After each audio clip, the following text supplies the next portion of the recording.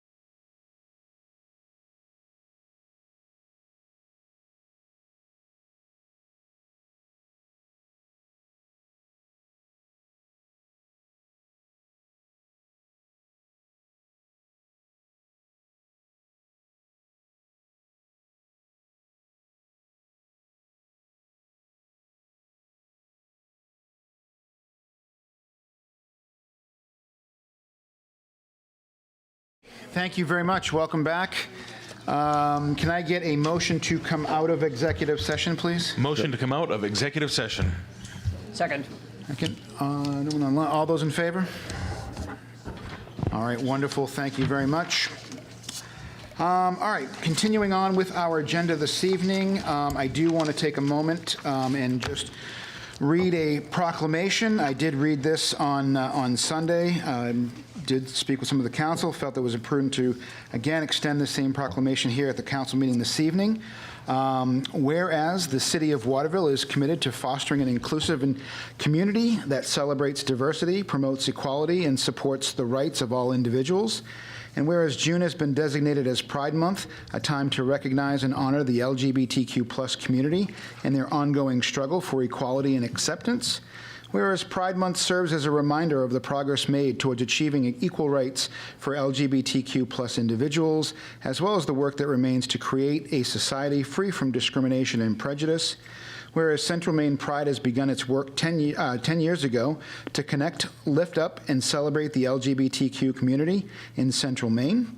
And whereas the city of Waterville stands in solidarity with the LGBTQ community, promoting awareness and understanding and encouraging all residents to embrace diversity and foster an environment of inclusivity. Whereas during this month, we encourage residents to participate in local Pride events and promote activities, support LGBTQ+ organizations, and engage in conversation that promote an acceptance and understanding. Now, therefore, I, Michael Morris, Mayor of Waterville, Maine, on behalf of the City Council and residents of Waterville, do hereby proclaim the month of June as Pride Month. So, all right. Thank you. All right. Moving on to Pledge of Allegiance. I pledge allegiance to the flag of the United States of America and to the republic for which it stands, one nation, under God, indivisible, with liberty and justice for all.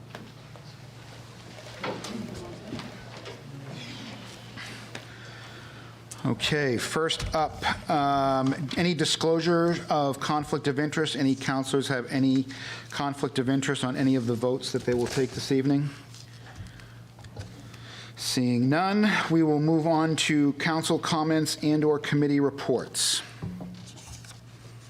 Any counselors have any comments or committee reports this evening? Seeing none, I will do one.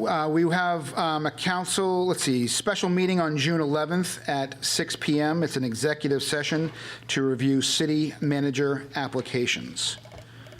So just FYI, we will be meeting next Wednesday to discuss those. All right, next up, public comment. Again, this is an opportunity for anybody in the public who wishes to speak about anything that's not currently on tonight's agenda. You do have the opportunity to do so now. Anyone here that wishes to make a public comment for anything that's not on the agenda tonight? All right, seeing none, we shall move on to the consent agenda. Can I get a motion to approve the consent agenda? Motion to approve the agenda. Second. All those in favor? All right, wonderful. Also, now can I get a motion to read by title only, please? Motion to read by title only. Second. Okay, any discussion? All those in favor? Thank you very much. All right, moving into old business, ordinance 106, 2025.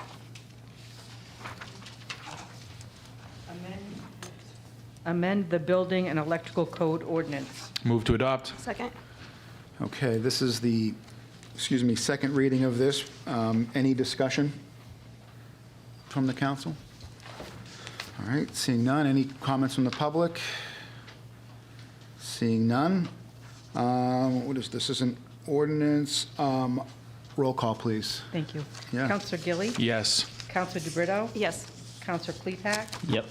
Counselor Green? Yes. Counselor Krigbaum? Yes. Counselor Harard? Yes.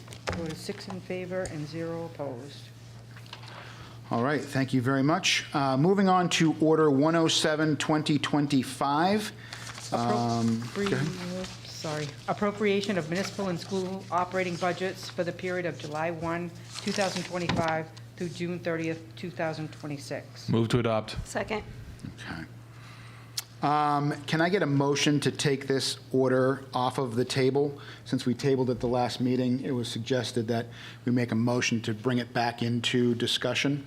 So if we could have someone make a motion to take it off of the table? I'll make that motion, take it off the second. table. It's fine. Thank you. Yep. Take, what are we taking off the table? The order, because it's tabled. Because we so we're tabled it last bringing meeting. it back to Oh, discuss it again. okay, Yeah. sure. Yep. Did you table it to? Your mic is on. Did you table it to a date certain, meaning tonight? Yes. Then you don't have to. Perfect, do never that. mind. All right, moving on. Thank you. Okay, so we are now at the piece for the municipal budget. I will turn it over to the counselors first, and let the discussion begin.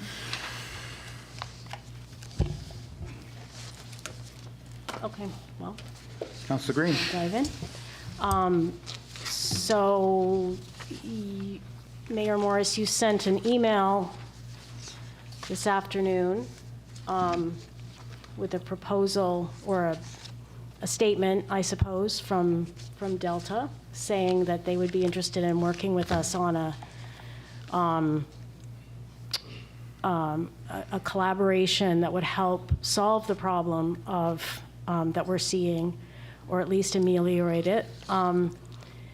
They did meet with the city last week, I believe, and were asked for a proposal, but in 24 hours, there really wasn't enough time. And what they're asking for is a few months to look at the data, see what's actually happening, and put together a proposal that would pool resources and, like I said, collaborate. We don't have a lot of specifics on this proposal, but it's something that I've been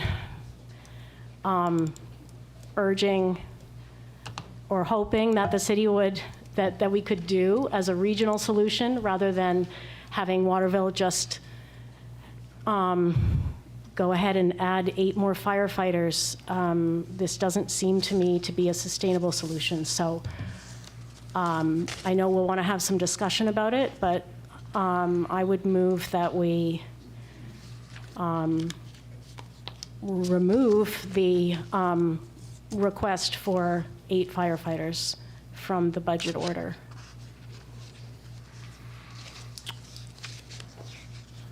To be clear, are you making that as an amendment at this point, or this is? Well, I said that I moved it, so I guess I need a second. Okay. Second. All right. Any discussion on the amendment to remove the 3rd ambulance as it's written into Order 107, 2025? So that's the original proposal, not Correct. the, The original Yeah. proposal was this, you asking to Yeah. remove the 600,000, remove the 3rd ambulance? I think that we should wait and see. We should not hire any firefighters right now, but we should work very diligently with Delta over the next 3 months to come up with another plan. So, no firefighters. The proposal was for 8, then we got a revised proposal for 4. Okay. So right now, but 4 is not on the table. The only thing that's on the table Okay. right now is the 8. So if you're wanting to remove the 8 to get us to 0, I just want to be clear. I thought that's what I was saying. Okay, I just yes. want to make sure, okay. Okay. That's the original. Yep. Okay. And we have a second. Mayor? Now- Yes, I think it would be helpful to state the dollar amount that's reducing the budget by. sure, it's $601,616. How much was that again? How much was that again? $601,616 for the 8 staff. Yeah, I'm sorry. The reason why I'm asking, because this email came in at 5:11 PM That's when I got it. Yeah, I'm sorry. Yeah, I mean, at least we need, Okay.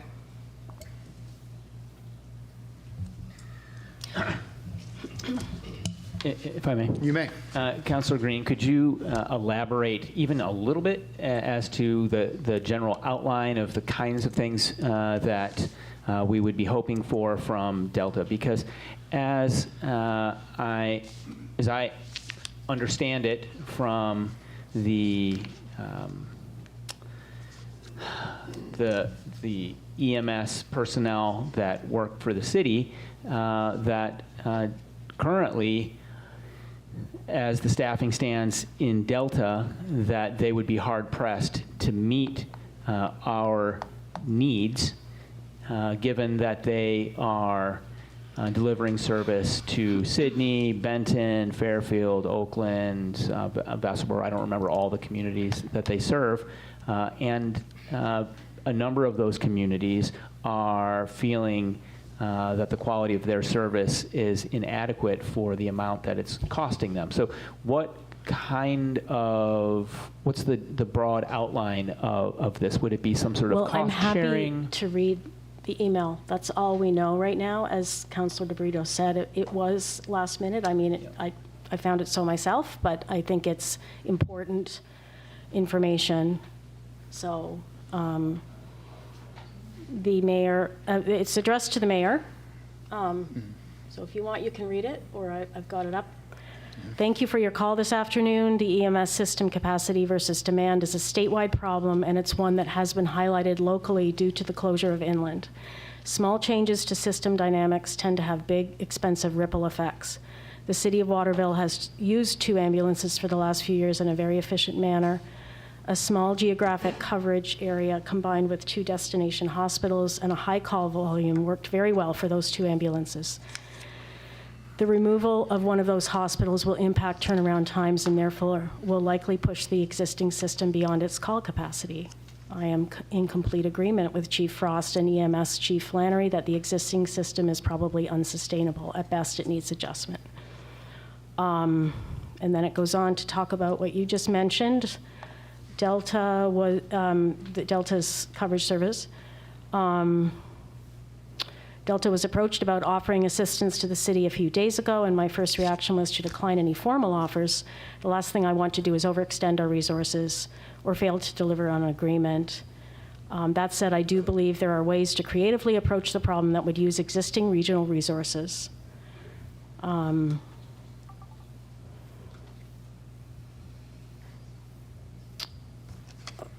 It's quite a long email, but okay, here we go.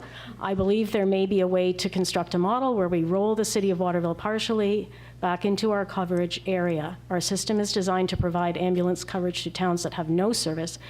By spreading the fleet costs across many towns, the cost for service is reduced to each town.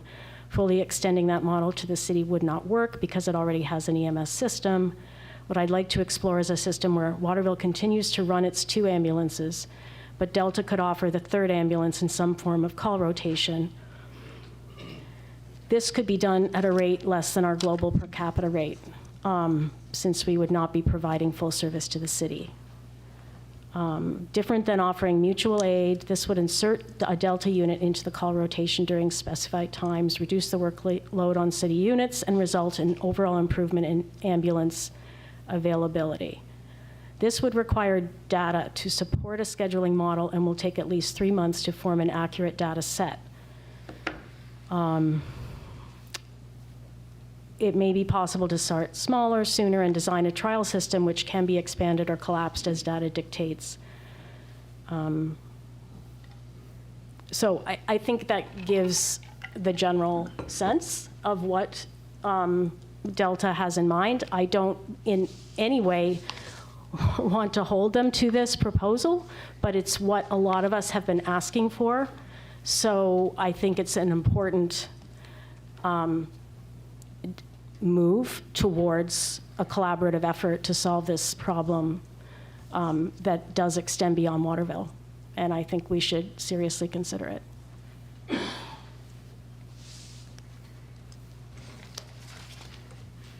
Well, I mean, I think consider the idea that there is an other option that doesn't require the city to add to its current staff at this time. Right? Correct. Yeah.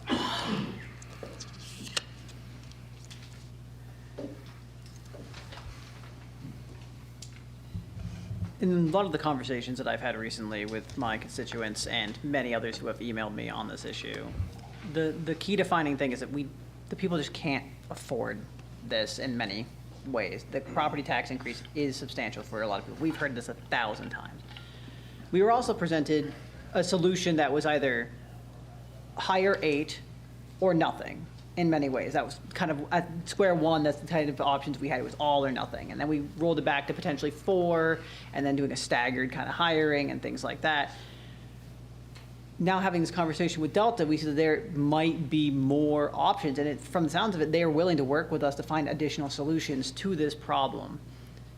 I believe that we can find a solution that's closer to the kind of regionalization that we've talked about dreaming of in the long term by first going and talking to Delta and seeing what we can do to kind of patch the problem that we have over the next 6 months to a year or things like that and get real data associated with it, because we're getting wonderful information from Chief Frost about the week-to-week kind of reports of how the ambulance requirements are, but that's not gonna, we don't have enough data overall. We have a month maybe of data, and we don't know how it's gonna look over the course of the next 6 months to a year. We have good ideas, but we don't know for sure, and even Delta acknowledges that they don't have enough data to make any claims about what they can or can't do.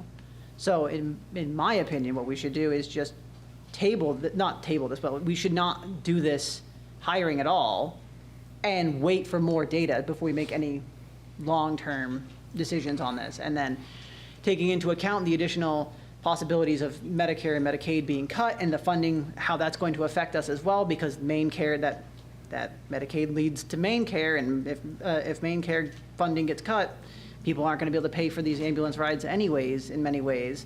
And so that's even less funding we're going to have. And to hire 8 more EMTs would be so expensive to us when we're potentially looking at having less income from that overall. And we just can't bear that burden. And so I would say no.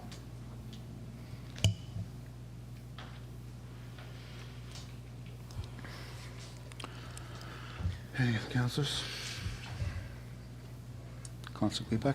Yeah, I'd actually like to hear Chief Frost's reaction to the proposal, such as it is from Delta, and have him speak a little bit more broadly about the assets that are in the area and what some potential outcomes might be with the various pathways. Good evening, sir. Good evening. I guess I'm a little taken back by the fact that I wasn't even involved in this conversation at all. I just learned about this like right now. So I feel that as the chief of this department, I probably should have been involved in this conversation a little bit, and I was last week. And as of last week, Delta told us that they did not have the capacity to help us at all. And at the end of this email, which I just received, it says that Delta is not able to commit to any plans at this point.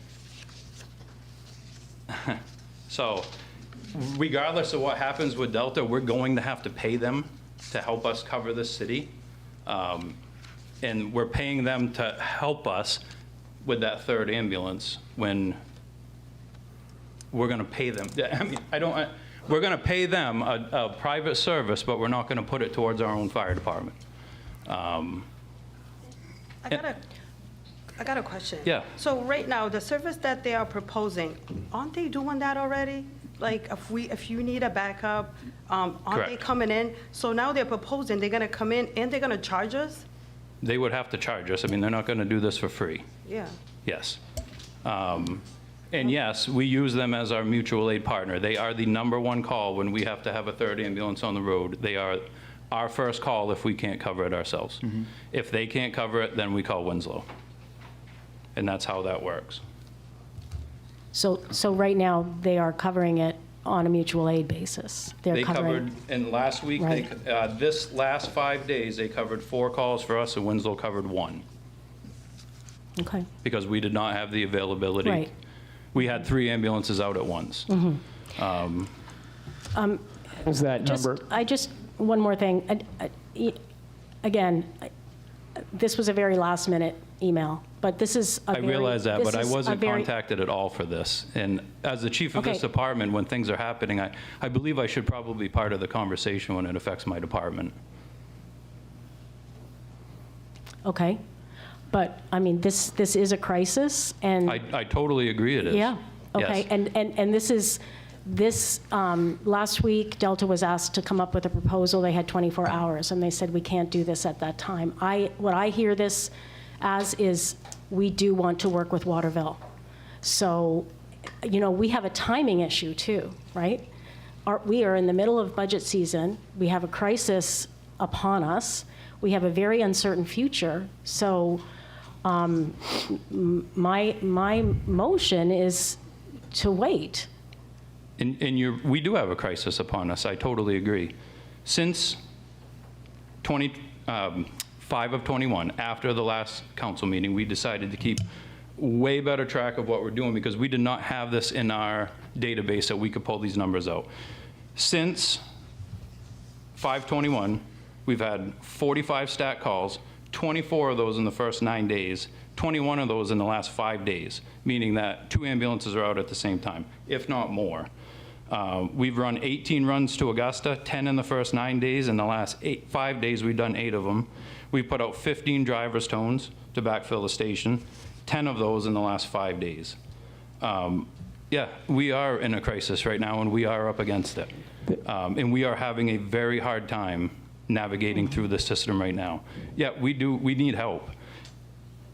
For Delta to say that they can't do anything for us right now, that doesn't help us. And on top of that, we're gonna have to pay them to help cover our city. But we're not gonna invest into the fire department. Chief, so of the 4 calls to Delta, and there was 1 to Winslow? That's correct, because What- Delta could not cover that one. Yeah, correct. How much does each of those calls cost the city? Do you have a cost on that? Do you know? Those do not cost the city anything. That's our mutual It's a aid. mutual aid agreement. Correct.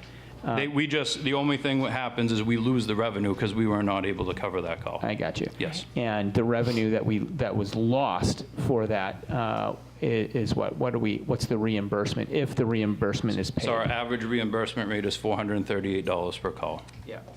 So about, $2,200, something like that, $2,300? Yep, that's it, yeah, if we get it all, yep. Yeah. And that was within a week? That, in 5 days, yes. 5 days, yeah. So,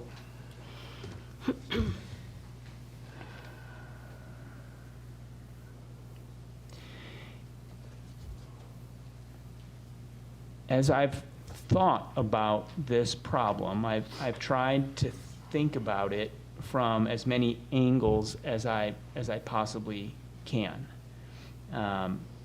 And, there's a lot of different considerations.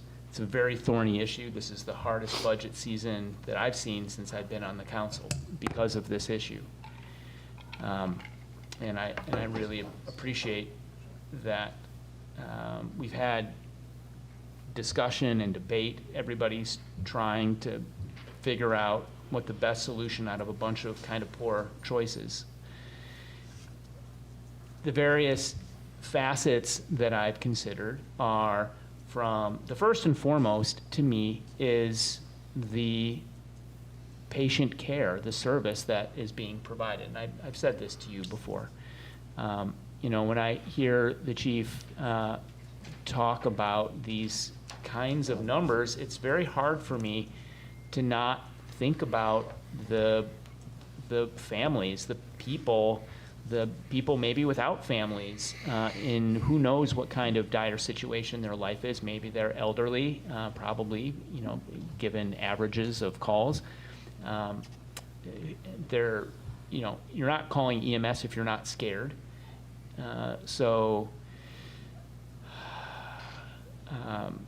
Yeah. When I think about the potential loss of service, certainly even with the third ambulance or with whatever Delta seems like they can cook up, whatever rabbit they can pull out of the hat, there's going to be, we've already seen that there is a change in the level of service that our dedicated team is able to provide, right? I mean, correct? These numbers that you're already saying that there's an effect. The numbers that you're suggesting are beyond the averages that we saw prior to the closure of Inland. Much beyond, yes. Yeah. And that's since 5/21, and in the last 5 days, things have doubled. Yeah. As we've continued on through this. And the other thing you have to remember too is that Delta is an EMS service that does nothing. We're going to pay them for EMS coverage for that third call, but it does nothing for our fire service here in the city. And as both of our rigs are running to Augusta, I still need firefighters also in this city. And Delta does not provide fire coverage to anything. It's just an EMS service, not just an EMS service. The service they provide is great, but it does not do anything for fire coverage. I also think about the recruitment and retention aspect of it, which is not something that we can disregard. Much of our time on the council here has been trying to make sure that the city has the best personnel possible, and it's a lot harder than you might think. It's a lot harder than I realized before coming to the council, how hard it is to get quality people in the city. Councilor Green, you had shared with the council a report that the city of Sydney commissioned, the municipality of Sydney commissioned, where they were considering the feasibility, the economic viability of bringing on a transport service there in the city. Currently, they get their service from Delta, and they pay a lot for that service. It's quite expensive to them, and they have a much poorer service level than we enjoy here in Waterville. They don't have any hospitals out there, and Delta is in Waterville, not in Sydney, so it's not surprising.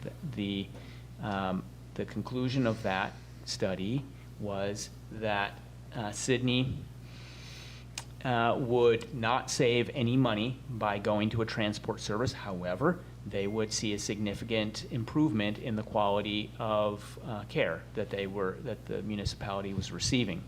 They had projected a initial personnel cost of about $1.3 million, 1.28 or something like that. And so when I think about recruitment and retention here in the city of Waterville, we're asking for $600,000, and then Chief gave us projections into 27 and 28. By 28, it would reach $1.1 million to fully staff this ambulance. You have a municipality that's right next door to us that's paying more, and those people are doing a lower volume, right? That's basic workforce economics to me. That's pretty daunting, right? I think the point is that if we find a way to pool resources in this region, that we could reduce costs and increase efficiencies. That's the point. And this is not just Waterville's problem, right? I mean, every single municipality is affected by the closure of Northern Light. And that's why it's a crisis point. I mean, we cannot continue any community to pay what we're paying. I mean, and this is, a collaboration with Delta is just one piece of this. We have to lobby the state to come up with solutions. We need to make sure that Medicaid is funded federally. I mean, there are all kinds of aspects to this. It's not just we hire an ambulance and the problem is solved. I mean, we serve people who live in other towns too. So why aren't we coming together regionally to solve this problem? I just think it's time. But pooling resources is more of a mutual aid pact. It's not paying somebody to cover our calls for us. Well, I think this is where the study needs to come in, right? I mean, we're going to pay one way or another. That's not when you do true mutual aid. You do not pay somebody to that's cover right. your calls. That's right. But we can't, nobody can support, I mean, Delta can't support mutual aid for Waterville forever. I mean, we need to. But we all do that now. So we cover Delta's calls too. Yeah, okay. Right now, we do. Right. It's strange, because I'm sure at a previous meeting, you said there was no mutual aid arrangement for EMS. There's not a mutual aid arrangement. We call them, they call us when Okay. they need help. There's no arrangement. We just call them first. So they came to the Okay, city 89 times last year. But what I'm saying is not mutual aid. I'm talking about a different system. Regionalization, Yeah, correct. Right, Yes. right. But regionalization will not happen this year, probably not next year, because there's not enough resources for everybody to regionalize right now. I'm talking about, right now, we need help. I hear you. I do. Loud and clear. Very much so. Because this is not a sustainable model that we are running right now. Chris even said in his email, which I just read, that he understands what we're up against, and yes, this model needs to change. We can't sustain this for however long, and that's the other thing, though. We're going to spend money to possibly have Delta help us, but we won't spend it on our own department, and that gives us duly trained people, firefighters, EMTs. We don't know what the cost difference is. We don't know what the cost difference is right now. That's part of what this waiting and getting the evaluation of Delta is, because I can't make a decision on what Delta is going to potentially cost or what we're going to potentially cost and be able to compare those apples to apples. We know that this budget is $600,000. We don't know if Delta is going to offer us something cheaper than that. And when it comes down to people losing their houses because of property tax increases, being able to save any money is beneficial here. And the amount of quality that we get for having our own EMS is higher. I'm not saying it's not. Having those double trained to be able to support the fire department is absolutely 100% true.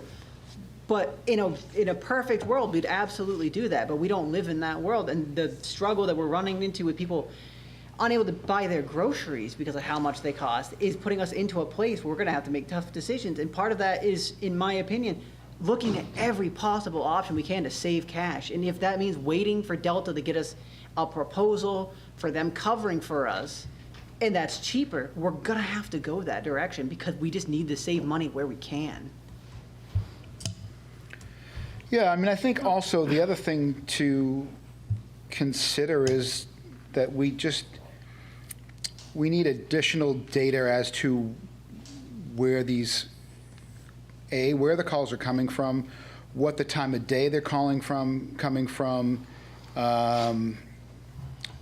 to better staff this. You know, when we take a look at the last couple of weeks, you know, because this is when Cornell started to submit his weekly updates to the council. EMS activity has been included in there. Week 1, there was 70 EMS calls with 5 trips to Augusta, or 7.14%.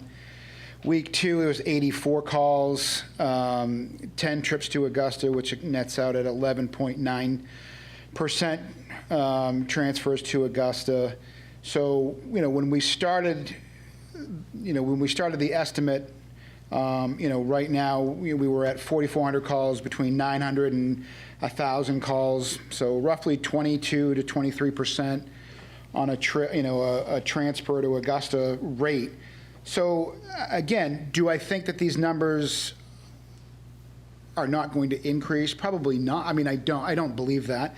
But like, this is what taking a moment to look at data is essential, because we're able to make smart decisions based on actual numbers, not what we think is going to happen, not what we think is going to happen to quality of care, not to, response times.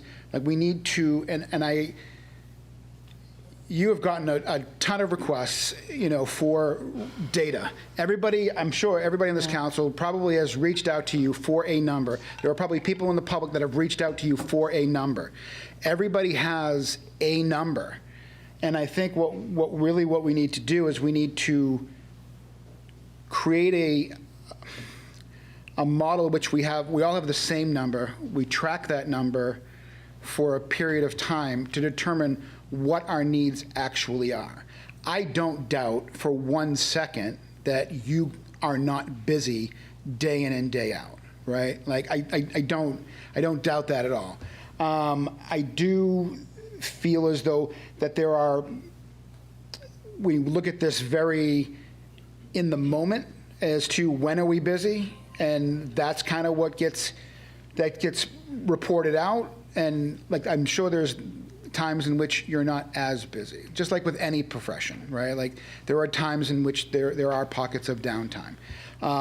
And if we're going to look at, I think a lot of times in the city, we go out and we request, requests for proposals, right? RFPs, and we want to say, okay, who's out there offering these services and things of that nature? What's the best deal? And I think at this point right now, what some of the council is saying is that there's another option potentially, and for us to take a breath, take a look and see whether or not that option makes sense. It may or it may not, and if it doesn't, then we move forward. But without having the data, without having the knowledge to be able to say this is definitively the way that we should go, I don't know how you can ask this council to make that decision, and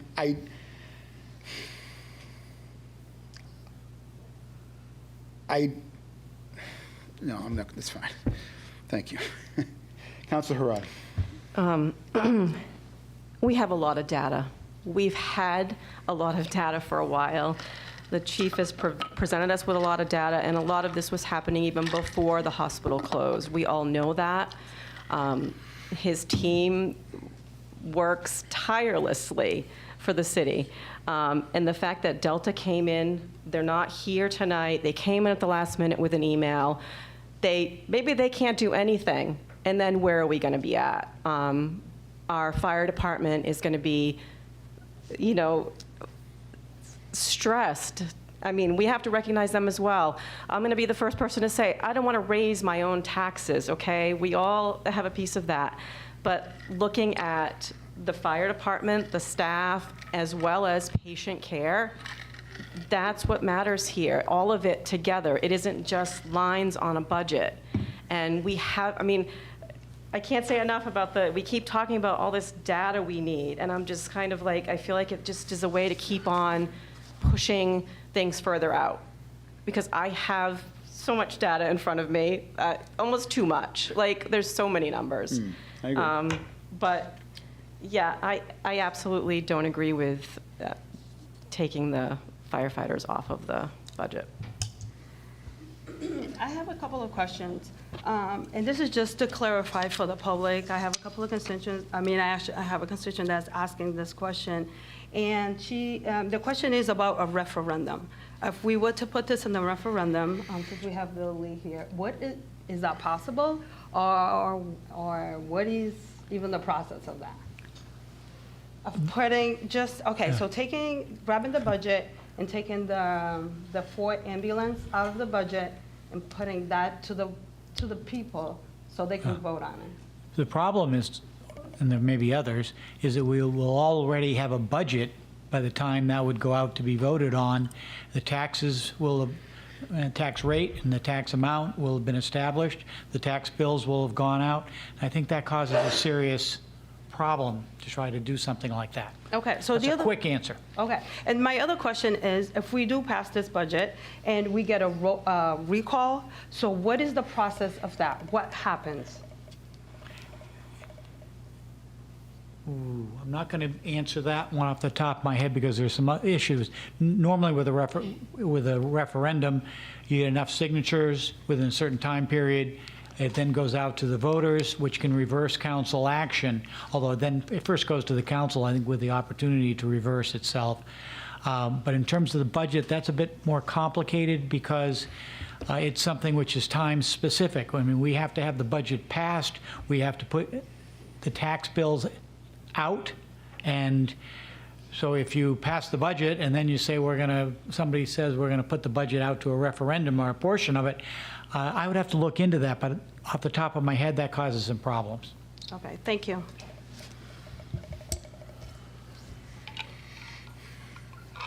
Yes. So,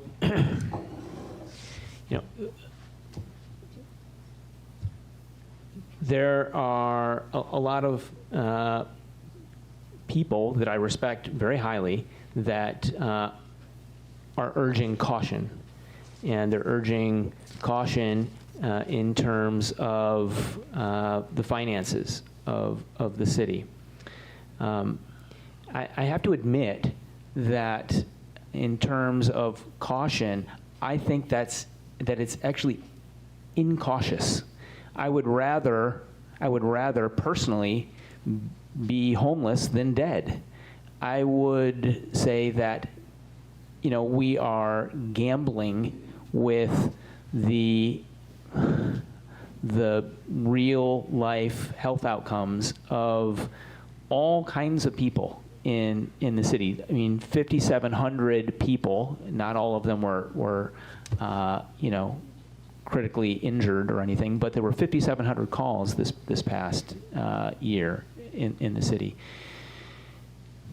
That's a lot of people that were in an emergency situation of some sort and required services. To me, the cautious thing is to make sure that we have services to try to meet that are in at least adequate to meet that demand, and then see what happens next year. We know that if we take the ambulance out, that is going to mean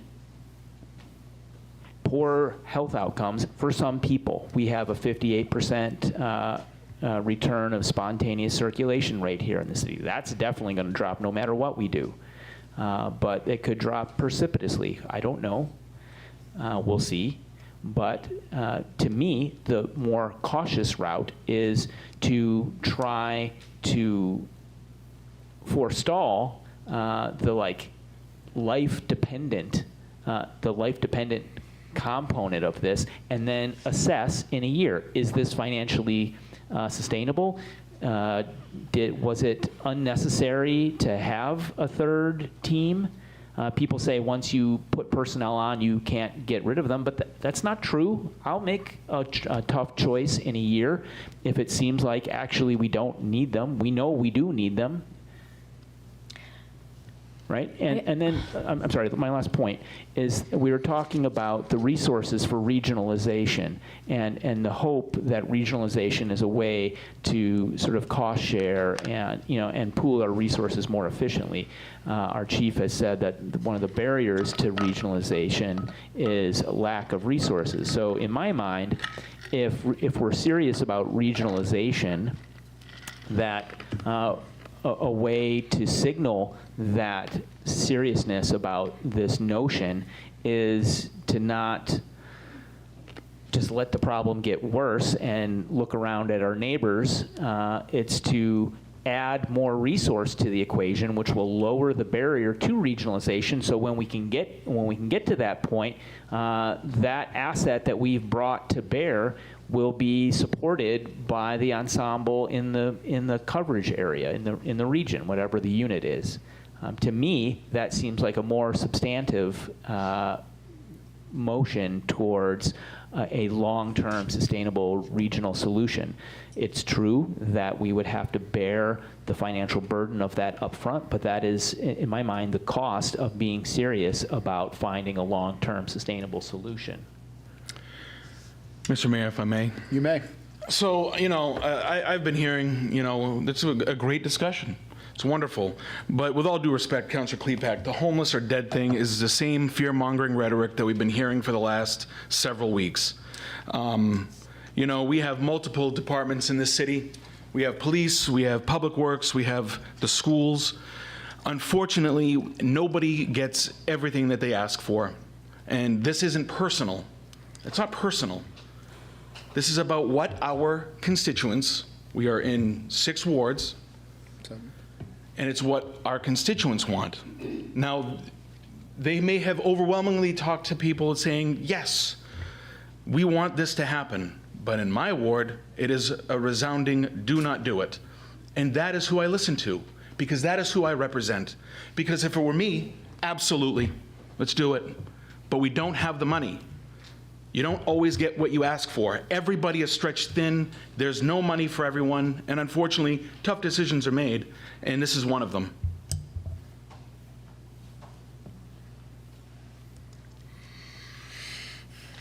I got questions. So just moving this conversation a little forward.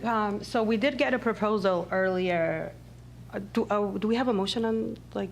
Yeah, there's a motion. The motion is to remove Oh, okay. the third ambulance. This is my comment. Okay. All right. Anyone from the public wish to speak? Mr. Mayor? Thank you, Nick Isgro, Ward 4. I think just a couple points. I'm going to try to wrap it up in another 3 minutes. It's important. Oh, There it is. Nick Isgro, Ward 4. Thank you. It's important that we go back to the original discussion around this because several years ago, Delta was providing the only ambulance service in town, and it was free. And when this originally came before the taxpayers and the council, it was proposed not as a massive money loser. In fact, it never would have passed, and I know because I'm the guy that vetoed it and invited Chief Essler in front of the city, who gave a huge presentation about how this wasn't going to be a big money loser, it was going to be good for the taxpayers, and how it was actually about partnering with Delta and working with Delta. That was the entire conversation. Delta was in the room, Chief Essler was having that conversation, and so now it seems like we're kind of accepting this idea that, well, it's a service, it's a money loser, and that's just what it is. Well, that is what it is, and I appreciate the honesty around that. But we also have to acknowledge that this never would have moved forward if that was the original discussion, because the public had the same stance they have today. And, I heard the last meeting, there was this kind of idea that, like, well, people in my ward can afford this one tax increase. Well, it's not just this one tax increase. It's last year's, and it's the enormous one from the year before that. And it's the one before that. We talk a lot about old people, and we talk a lot about the poor, but you know what? Your average middle-class bloke in Waterville who's on a salary is lucky to get a 2% or a 3% COLA increase, not 9, 8, and 9 over the next 3 years. And he's probably going to have most of that eaten up by his crappy health insurance going up by more than that, and then he gets a tax bill that's been accumulating over all these years.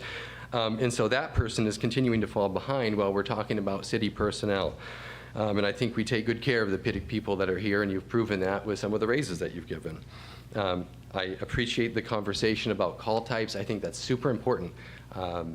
Several of you guys mentioned it. We don't know all the call types.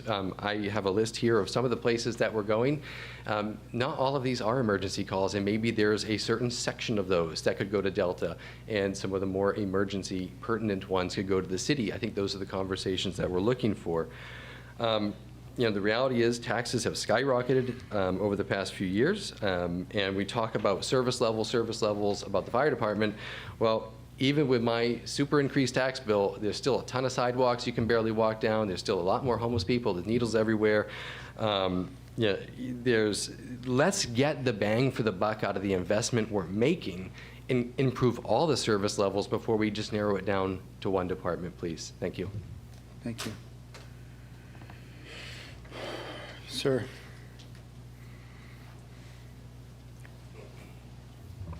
My name is Scott Beal, Ward 6.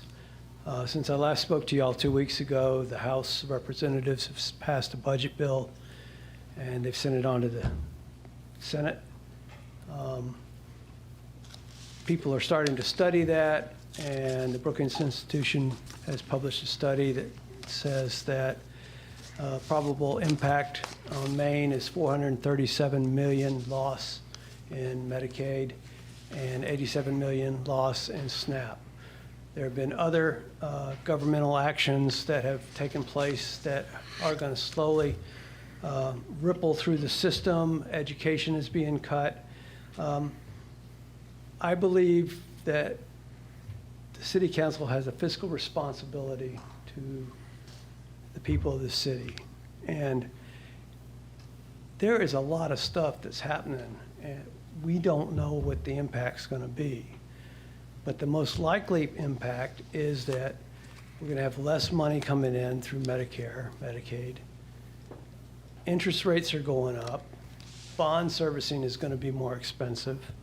There's just a lot of things that are going to potentially happen that are bad. So I think that we should wait at least a year, table this, and in a year we'll have a much better handle on what's happening in the government, what's happening in the bond market, what's happening with our the federal government reimbursements. So I think we should wait a year. Thank you. Thank you. Anyone else from either the council or the public at this point?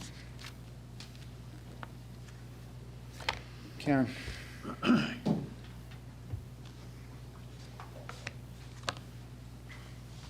Karen Heck, Ward 6.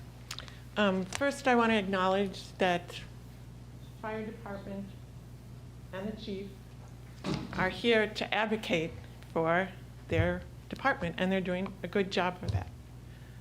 I would like to just remind people that the lighthouse is serving 500 people sometimes a day. And to say that you'd rather be homeless than dead, I think is kind of it's an insult to those people who are homeless and who are not able to treat the way we should be treating with more services in terms of housing them. And as for more data, I think that there is a little bit of data that we could look at that hasn't been, as far as I can have heard, assessed. Why is our call volume so high? And could a paramedic reduce the need for ambulance services, an additional paramedic, or using the paramedic that we have? Are you talking paramedicine? Paramedicine. Thank you. Okay. Yeah, sorry. Mm-hmm. So that people wouldn't have to go to the hospital.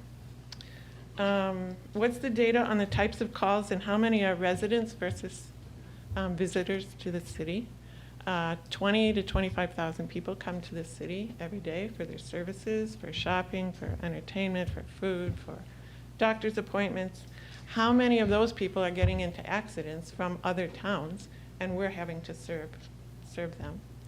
I think the whole idea about regionalization is going to take some time, and it's got to be a state solution, a statewide solution, because we are not the only city that's facing this issue. And our own senator, Scott Searwig, just voted earlier in this session to not fund Medicaid that was due to the hospitals, making them wait 90 days.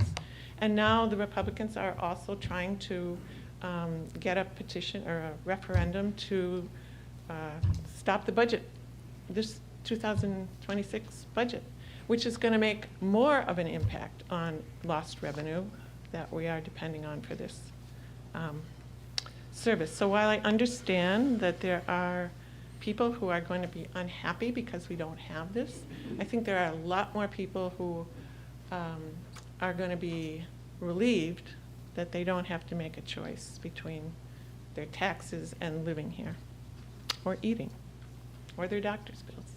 So I would urge everybody to make this decision based not on emotion, but on what facts there are after a year of waiting to see some of the fallout that we have no ability to judge right now. Thanks. Yes. Can we answer? Okay, I don't have the answer to that, but I heard the answer to some of those questions. So the call volume, I would like to have a chief could come in like chime in a little bit on some of these answers, because the call volume, when we talk like, so the reason why this is important to me and the reason why I support this is it's because when I look at the call volume, it's coming from a lot of the nursing homes. It's coming a lot from the older folks that are not able to be here today and advocate for this. So I feel like, and also too, when we're talking about Medicare, Medicaid, again, we're talking about vulnerable people that don't have transportation. We're talking about, again, thank you for bringing up the lighthouse. Even that too, we have a health crisis going on right now. And I feel like this is it's gonna affect a lot of the older folks in the nursing homes. It's going to affect a lot of the older folks that are falling right now. You know, for them to wait 30 minutes or 20 minutes, to me, that's concerning. It's really concerning. And also, too, we did get information about some of the calls that are coming in. So, Chief, I would like for you to kind of elaborate a little bit on that. Can I just make one? Yeah, sure. About that? The nursing home may be Yeah, located- Karen, I'm sorry. We can all hear you here, but nobody can hear you out there. If Medicaid goes away, the nursing homes are going to be closing. That's going to be a big deal. And we have no idea what the loss of Medicaid funding is going to do. It's going to affect everybody's health because our own insurance that people are paying privately is going to go up because the hospitals have to make up the revenue some way.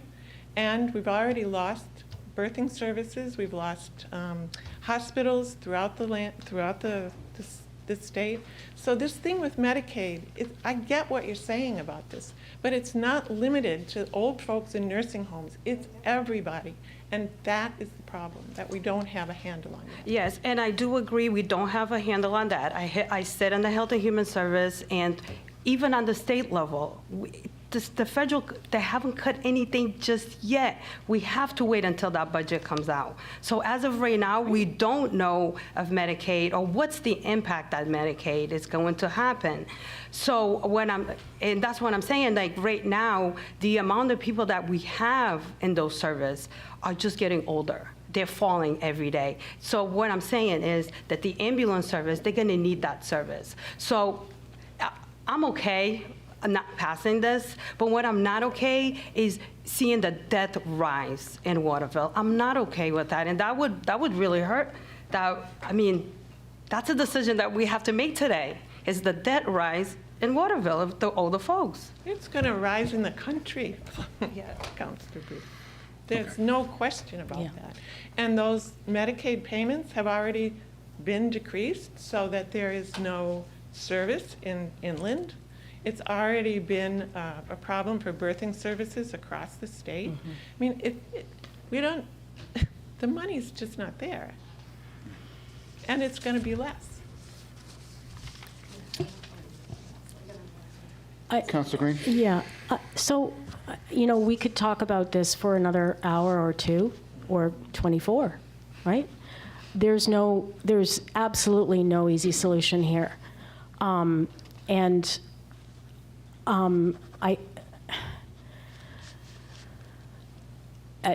Everyone on this council is, it's not an easy decision for any of us, obviously. I called it impossible last time. No one wants to suggest that supporting the fire department is not important and that we don't value the service we're getting.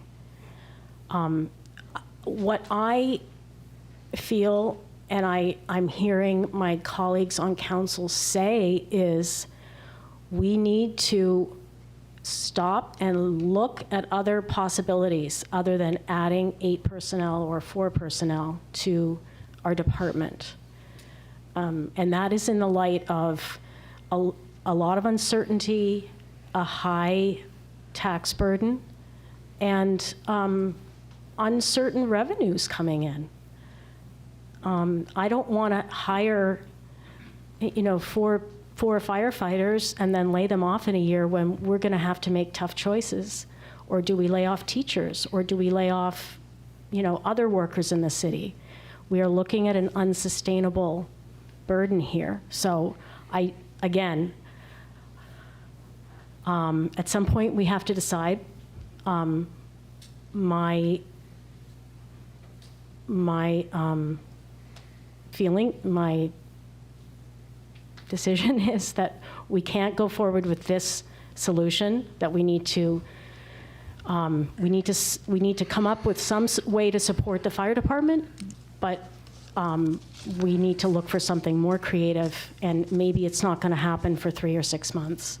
But that's why I moved to, as I did, to take the third ambulance out of the budget. And it kills me to do that, but that's what I feel is the right thing right now for me. And like Councilor Gilly, I'm representing the people in my ward, what I'm hearing overwhelmingly from the residents.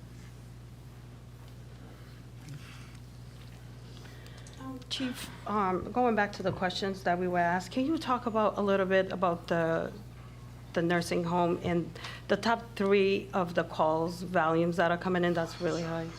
Yeah, so I'll just use 2024. I mean, they're basically kind of the same. So these, 1, 2, 3, 4, 5, 6. These 16 occupancies represent around 31 to 32% of our call volume. And I'll just read down through them real quick. Mid-Main Homeless Shelter, 161 calls. The Soup Kitchen, 25. Some of the bigger ones, Hudamaki was just 3. Waterville Pediatrics, 3. Elmwood Primary Care, 152 calls. Northern Light Walk-In Clinic, 38. Mount Joseph, 274. Lakewood, 151. Oak Grove, 247. Sunset Homes, 47. Woodlands, 47. Woodlands Memory Care, 229. Colby, 48. Thomas, 17. KBH Group Home, 19. Crisis and Counseling, 24.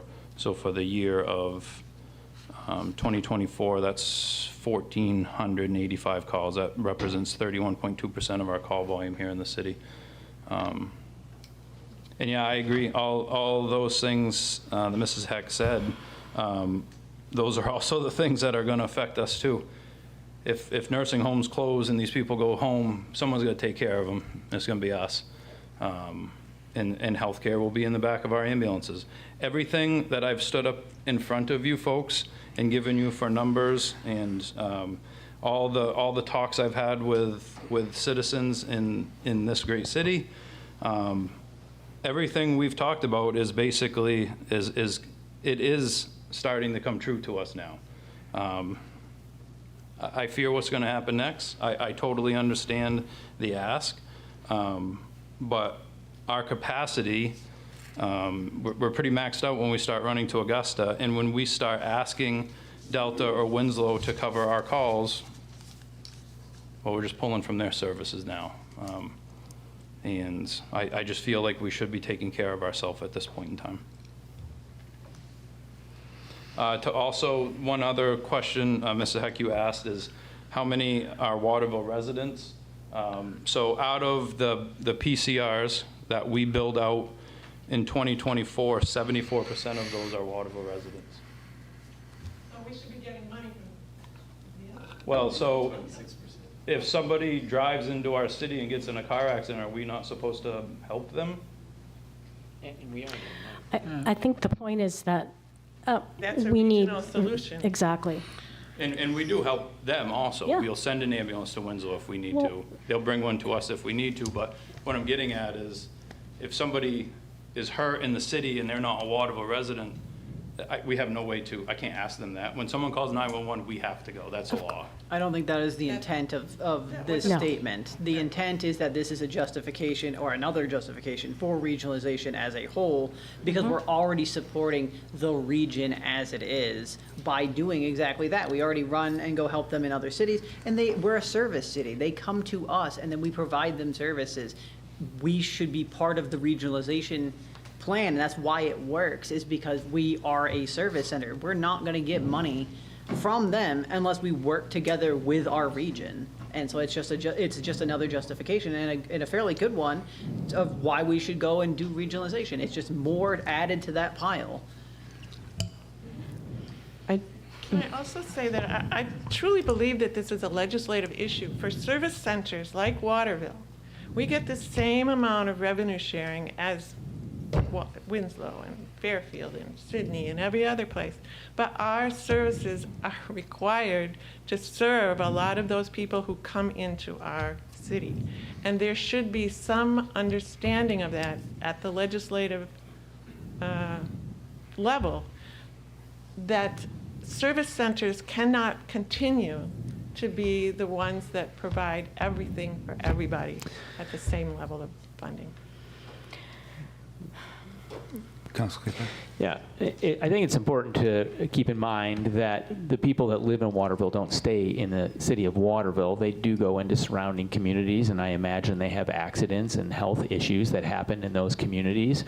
Those people are cared for and transported either by the Winslow truck or Delta, and those communities pay for that. So as much as, and beyond that, the 26%, is that what you said, of people that have emergencies in the city that do not have Waterville addresses, we bill those people out, right? And it's true that people that don't live in the, if I'm remembering correctly from last year, people are success rate in billing is lower for people that don't live in the city than it is for people that live in the city.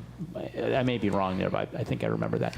Regardless, we still are billing for that. So this like question of where a patient is, you know, what their address is from, and like how that somehow should dictate whether, you know, we're providing them care or not. That, like, to me, that's incredibly misguided. Beyond it being against the letter of the law. But another. I'd just like to say that that is the reason for regionalization, as the counselor just pointed out. It's not that we don't serve them, it's that we can't continue to serve them as a city, as a service center, when we don't get reimbursed for that kind of service. Sure. As a service And so I would then respond to that by saying that whatever we decide to do here, whether we, you know, I think having a third ambulance is a positive step towards regionalization.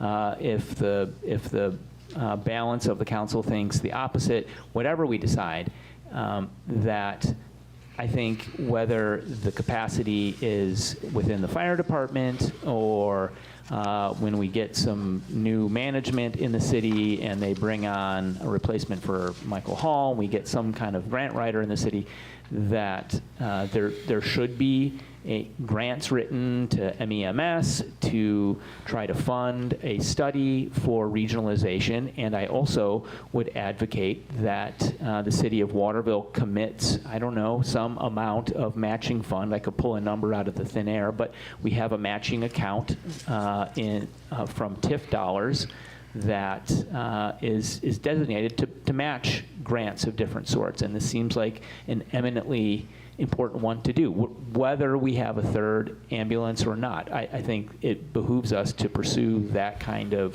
funding to be able to actually answer the question, right? To get the kind of analysis that none of us can do by ourselves.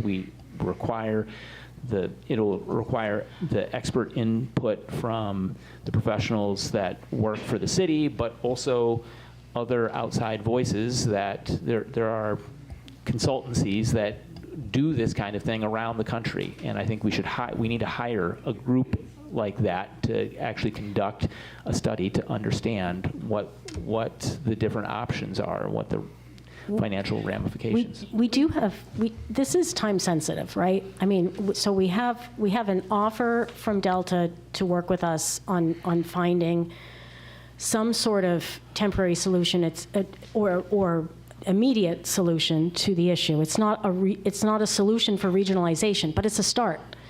And I think we should take it. And I think it's time to vote. Well, we have. I think that we, sorry, I just lost my train of thought when you said you think, I think that we should explore the option, right, before we just blanket commit to spending $601,616. We should explore the option that if That's there's the net, something they can that's do. the net cost, just to be clear. Right, for this year, right, correct. But I think that if they're, obviously, if they're willing to have a conversation, then I don't understand why it wouldn't be fiscally responsible for us to engage in that conversation before we commit to spending any money. So, Speaking about engaging Sure. in conversation, here I am. Hi. Yeah, so John Doucette, Ward 4. I was watching online, and I decided to come on down. Welcome. Thank you. Happy to Yeah. So, well, thank you for going to the meeting with Colby that I emailed the president about and initiated.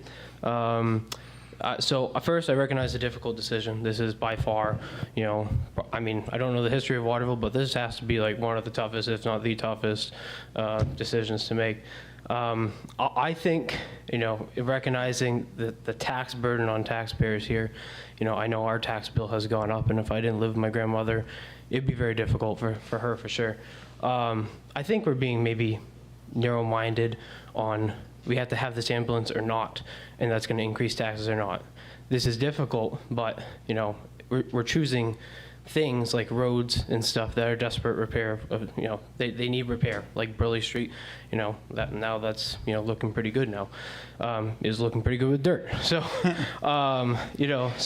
but I mean, it's tough. It's the physical things that we can see that are things that taxpayers want to see. But I mean, I think we need to choose people over things. Things like roads, bulky waste pickup. I mean, hopefully people have enough, of their junk out for at least a few years, and maybe they can survive. I don't know how much that costs. It's probably very small.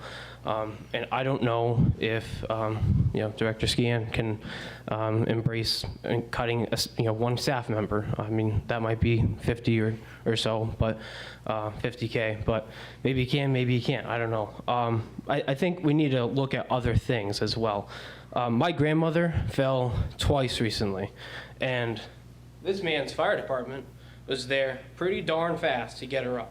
Mm-hmm. Luckily, she didn't break anything or have a severe head injury, but I can't imagine her laying on the ground for so long, upwards of 30 minutes, crying in pain if she did injure herself, or maybe she's unconscious. Like what are you supposed to do? I mean, I can tell you, if that happens, there will be a lot of people civilly engaged here, at every council meeting, ready to hold people accountable and find another solution. It's not going to be pretty. I mean, there's going to be angry people here looking to find a solution. So I think the other thing too is, we have a lot of data by professionals, and we've had that forecasting, and I think we need to respect that. It's fine to challenge it a little bit, but we have a lot of data there. And I'll say, so I've said this before in a previous comments. I'm an engineer. I work on renewable energy studies. I work on studies for renewable energy systems that have thousands upon thousands of feet of cable, and I'm supposed to guess whether those cables are going to overheat or not at over 105 degrees Celsius with very little data, and very little data in some senses, but a lot of data overall. And I have to just take it all in and try to figure out what's best. But I have to take the conservative approach, because if I don't, a cable burns up and causes maybe even a fire in the middle of nowhere, but also, cuts generation, and companies aren't happy. Can cut some parts of, the power generation off, and they might have to cut the whole, renewable energy grid off for that reason. So anyway, so I understand that, but we have the data, we have some actual data now. It's time to just make a decision. I get the whole Delta thing as well. That's just come aboard, but we really just gotta, I agree with Councilor Klepak. We got to just make sure that we can cover us this year, but look at all the different things while we have time, because if we're trying to, say we're going to wait, that might cost lives. So, again, let's just look at cutting things rather than, affecting the people. So, again, I'm advocating probably for a lot of people who couldn't be here. My grandmother, she would probably be on the floor by now because she can't stand up this long. So, just saying. So, yeah. Thanks, John.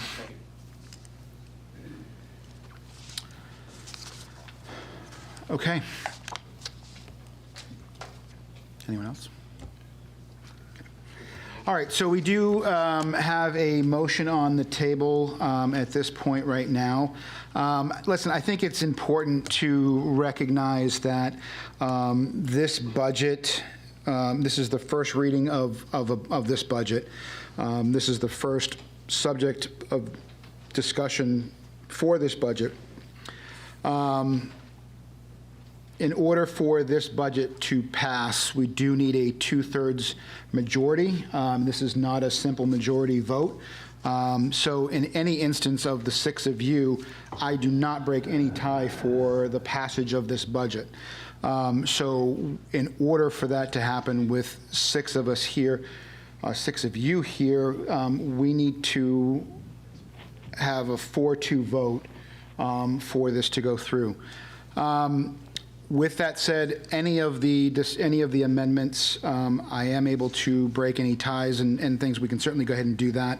But again, once we do that, it then comes to all of you to get a 4-2 vote. And if we don't get a 4-2 vote, we'll reconsider it. We'll have some more discussion, and we'll have to take another vote until we get to that, to make this budget pass. So that we can move on to the second vote and additional discussion. So with that, we do have a motion right now.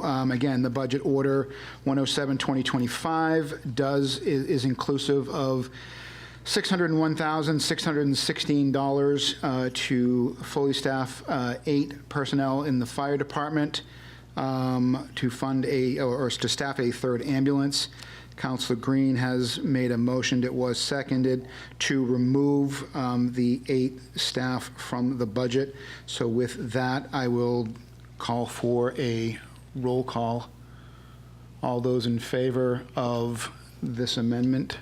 You want me to do a roll call on this, or? Sorry. Well, we don't have to, right? We can do. Sorry, I said roll call, and then I just asked everybody to raise their hands, which is the opposite of a roll call. So I apologize. All those in favor of this amendment, I guess, is what we're looking at, what we're looking for right now. Okay, so that's Gilly, Green, and Craigbaum. Okay. Mm-hmm. So with that, that was. So can we see all those opposed? All those opposed? Yeah. DeBrito, Klepak, and Herard. Mm-hmm. So it's a 3-3 tie. Yeah. So in this portion, this is where it comes down to me at this point, whether this holds or not. It will be made to see. I think for me personally, I'm not discrediting the fact that we have a problem, we have an issue. It is apparent that you turn on the news and it's not just here in Waterville. It's throughout the state, throughout the country. I don't believe that I would be doing the job that I was elected to if we didn't take into consideration all of the data to determine the best way for us to service the needs of our citizens from a EMS perspective, right? Like, I understand that the number of calls that we take, and there's a lot of things that we can go back and we need to figure out to kind of wrap our heads around. Like, we're not going to solve that tonight, but I think what we can do is we can make a better decision, right? Because at the end of the day, what matters for the residents of Waterville is that someone shows up to the door when they call 911.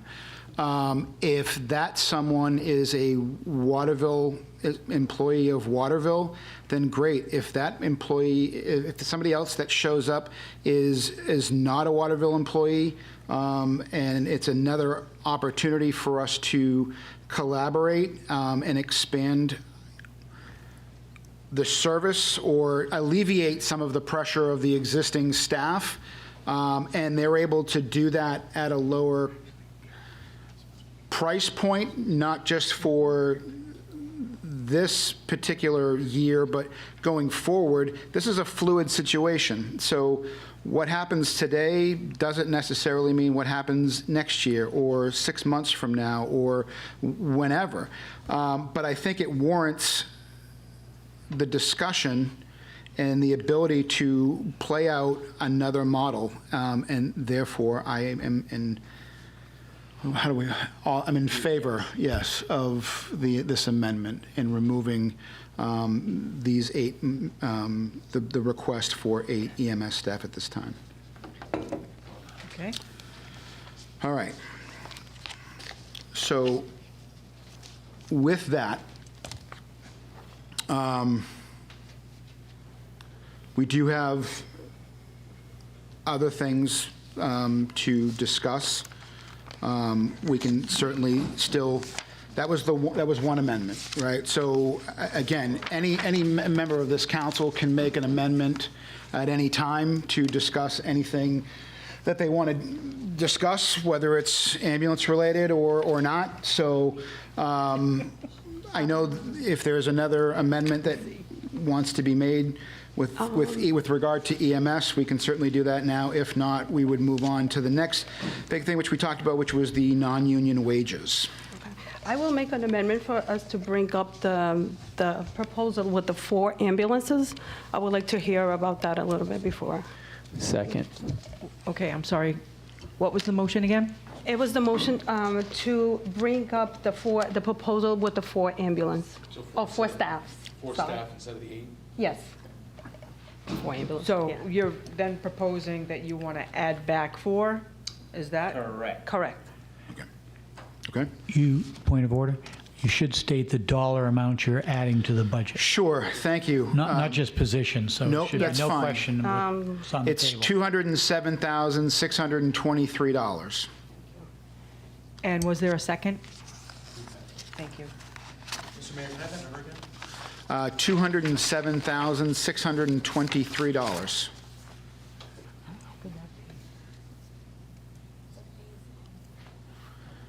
Okay, so we have a motion and a second to add 4 EMF staff in the amount of $207,623 for this upcoming fiscal year. Council discussion? Is, how much would that add to the mill rate? Because I'm terrible at math, so I don't know. Well, Yeah, it would be a 7.38% increase in taxes. From 5 to 7? It would be 2059.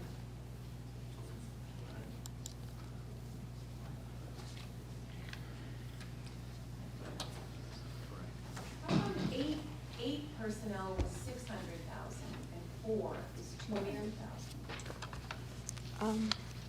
That's a net cost, I believe. I can respond to that. please, thank you, Chief. Yep. So that 207 is net cost, what we believe we'll take in with our increased trips to Augusta. But I have a sheet that Bobby Joe, who was awesome, made me. And so when you add, it's not just take it and chop it in half from 8 to 4, is you chop that in half also. You have to take into account that there's a lot of their benefit packages also. And when you start lowering that, the benefit packages changes dramatically, like retirements, healthcare, those type of things. And those are all percentages. So as you keep dropping wages or you keep dropping people, that also drops too. if that makes sense. And we just plug in numbers into this and it spits out how much it costs per person. And we also, what we did with that is we staggered that start also. We can't put 4 people on at once. So even if this passed tonight, we'd have to wait for the second vote. By the time we put out the hire, by the time we put 2 people on, and then 2 people on again, we're talking a start time of, well, one would be working, 2 would be working 48 weeks, and the other one would be working 45. So that also drops that. Does that answer your question? Okay. Thank you. Yes. And what's the approximate amount of time it would take to add 4 personnel to the department to staff the ambulance? So I think we'd have them all on, say, 1st of September, I think is what we come up with. Does that sound right? It sounds about. Or sometime in August? I think it was, yeah, it was a 2, was it 2 in September and 2? Well, it's actually 2 in August would be coming on, and then almost the end of August. Yeah. And then we'd have all Middle 4 on. September, yeah. Okay, so at one point, I thought Oh, this... sorry, I have it right here. July 28th, the first 2 would start. They have 3 weeks of training. The second 2 start August 18th. Okay. So, so this proposal for the 207,623, that's for 9 months, though? I thought that was, no? No, the 9 months was when we looked at the 601 for 8.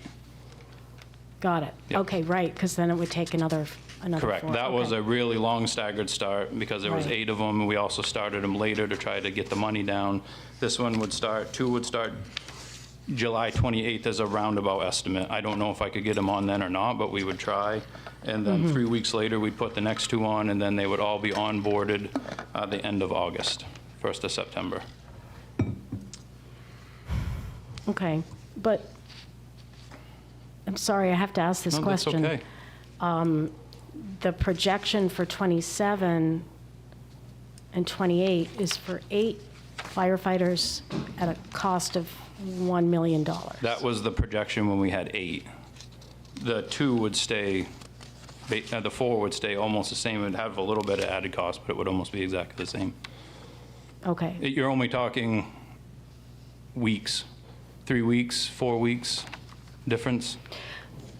well, I mean, just, this is important because this was the projection for 27 and 28. But that was so- for 8 people. Okay, well, yeah, all right. And that was only at 9 Trying to months. clarify, Yes. right? Yeah, this is almost, if we did 4, it would almost be a full year. So then it would be more like 500,000 for 27 with 4? No? It would be probably it would be maybe $15,000 to $20,000 difference than the 207. Can I get a, to clarify, if I'm understanding this correctly, it's gonna cost us 200 and change for this, for the rest of the year. Next budget cycle, it is going to stay roughly 200 and change. Yeah. Okay. But that's the net cost, and what the projection shows is the actual cost of the personnel, as opposed to the net cost of adding them. What projection are we looking at? That is for 8 personnel, not Yes. 4. I know, I understand that, okay? What I'm saying is, this is the cost of personnel versus the net cost to add them. So That- you're assuming that there's other, that the revenue is collected and that there are no other costs with operating a third ambulance, which of course there would be. So, Yeah, and that's already added into the budget. That 207 is net cost after everything. That is personnel. yeah, but that's not apples to oranges. I mean, it's not apples to apples, it's apples to oranges. Anyway, so this, I mean, this projection is really not That's moot now. meaningful. That's Okay, correct. well, it came in our budget packet, so. It did, I and that just was assumed that- because of the 8 people. Yes. Yeah, okay, and so we don't have that for 4, though? It would be roughly it's the same. It would be a little bit more, obviously, because they do get a raise next year. And the projection is for 2 firefighters at 48 weeks instead of 52, and 2 firefighters, EMTs at 45 weeks instead of 52 weeks. So you need to add some weeks to them for next year, but yes. Yeah, I'm just saying, we don't actually have that projection. You don't have that same projection, no. No. Okay. Yep. Councilor Kleepak. Yeah, just so people, the median homeowner out there knows what we're talking about. So the median home value in the city is $220,000. And previously, with the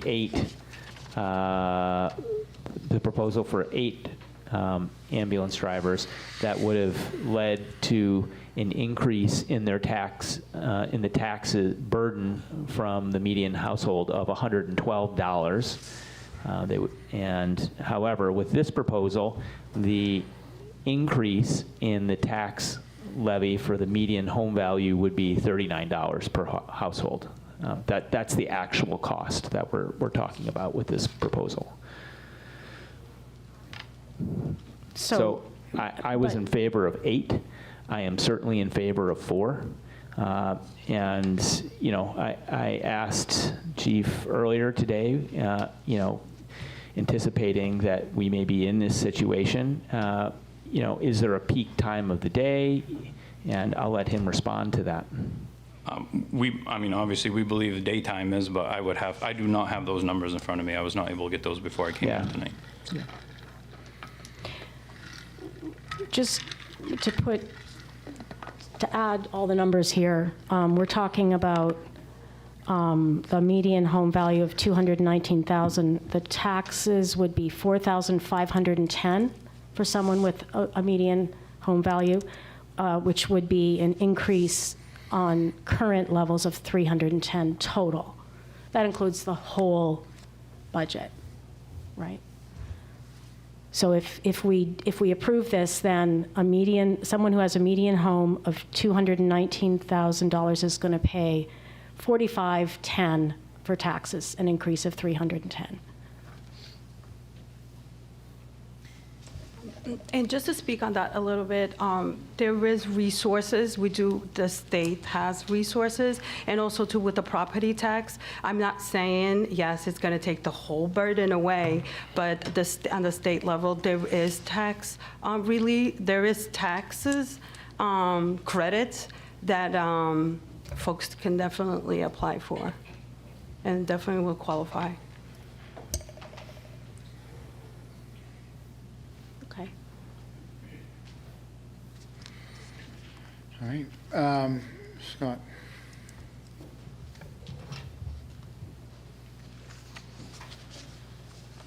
All of the uncertainty, Scott Beal, Ward 6, all of the uncertainty that I talked about still exists with 4. We have a possibility of a regional solution. We still got to pursue that. I still think that we should wait until we have a better understanding of what the impact on the budget is, what the impact of Inland's closure is going to be, what the impact of the regionalization discussions might be. I don't think anything's changed. Thank you. Anyone else from the council at this point? Real quick, sure.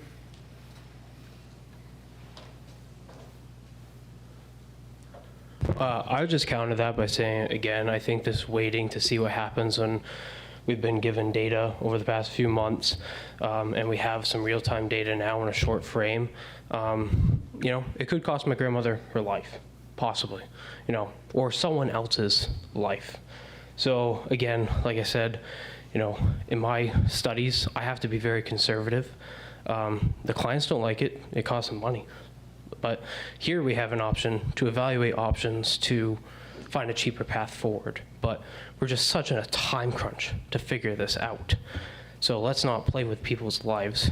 You know, if we have to, cut the things for a year, and people might not see their tax dollars at work with paving, but, you know, let's figure it out. But I don't think we have, you know, I don't think we can wait on this and evaluate our options. You know, let's listen to the fire department, listen to the experts. Main General was here, you know, their chief of, you know, surgery or something, I don't know. So, yeah. You can hear the trembling in my voice because this is very important to me. So, and I imagine to other people as well. And I'm in your ward, so thank you. Thank you.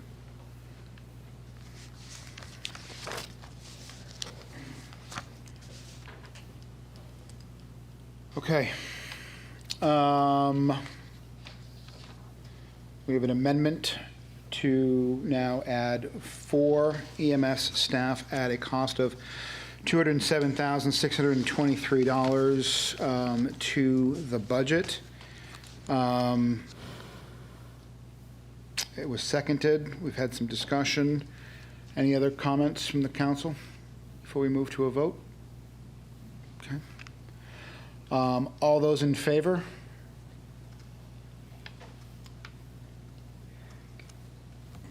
I'm sorry. So 3. All those opposed? Okay.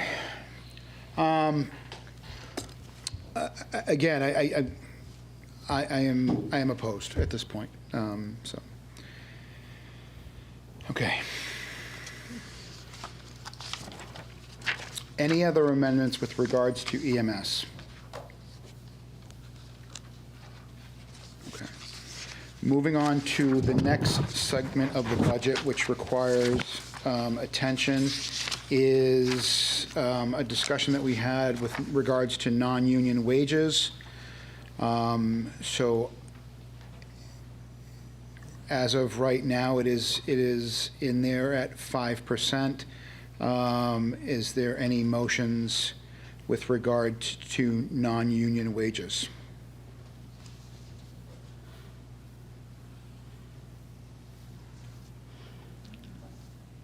Who's going to jump? I mean, given the discussions tonight, I think that I think we need to hold on a 5% COLA for non-union wages. Many of the people in that category have had their salaries adjusted according to a wage study we had, and I think 3% is pretty generous. So I'm going to move that we amend the 5% back down to 3%, which was the recommendation that came to us from the city manager. And so, okay, so right now, as I understood, that was a motion to reduce the 5%, which is currently in the budget, to 3%, which was the original, That's it. amount. Yep. Yeah. Is there a second? Second. Is there a second for that? Oh, sorry. So 62, so right now it's 5%, it's $62,039 is the difference, correct, for that? And then now that we would reduce that to 0 at this point. I'll second the motion.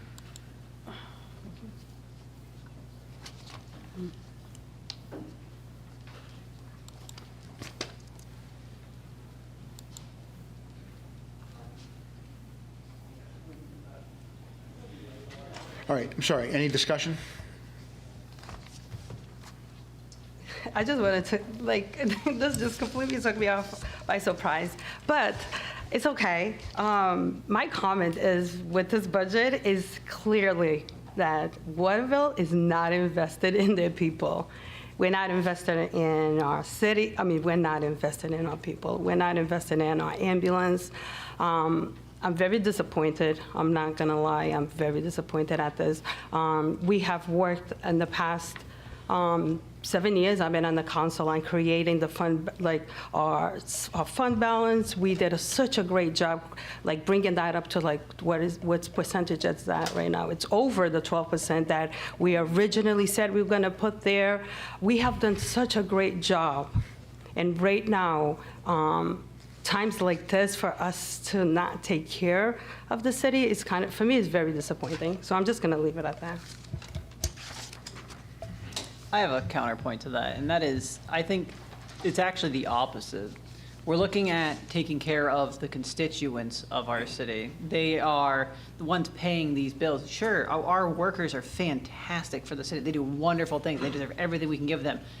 But if we price people out of their homes left and right across the city, that's doing disservice to them. They're our constituents. They're the ones paying these bills. Saying we don't care about the people of Waterville, we're not investing in our city. If we don't have a city left because we price out half of a couple different wards because they can't afford it, that's caring less about our city than a 2% difference in COLA.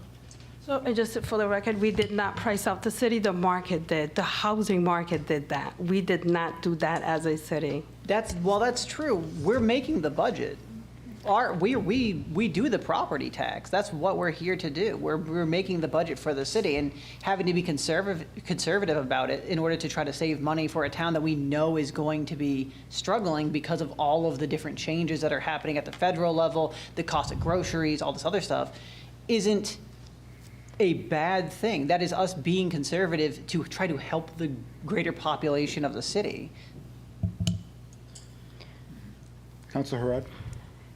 Yeah, I agree with Councilor DeBrito on this, especially when it comes to a huge amount of first responders for this city. We're really letting them down. We're expecting them to, bear this burden just indefinitely until Delta maybe kind of comes along and can help us. And that's sad to me. Yeah, I don't know how many times we have to all say it. We're taxpayers. I don't want to increase my tax bill. I don't think anybody here ever wants that. But the reality is, this is the situation we're in. And now when we're going to also look at, the non-union COLA as well, it's just, I'm sort of flabbergasted tonight, I'll be honest.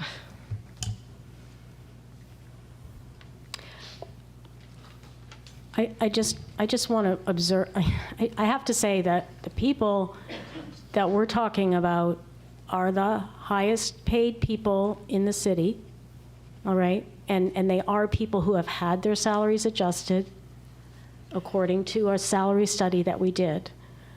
I don't think it's fair to say we're not taking care of them. The budget came to us with a recommendation of 3% COLA for those individuals. Councilor DeBrito suggested that we do 5%. And we took a look at that, and I think it's perfectly fine to say, no, let's go with what the city presented us with. And the other thing to say is that many, many departments have had cuts.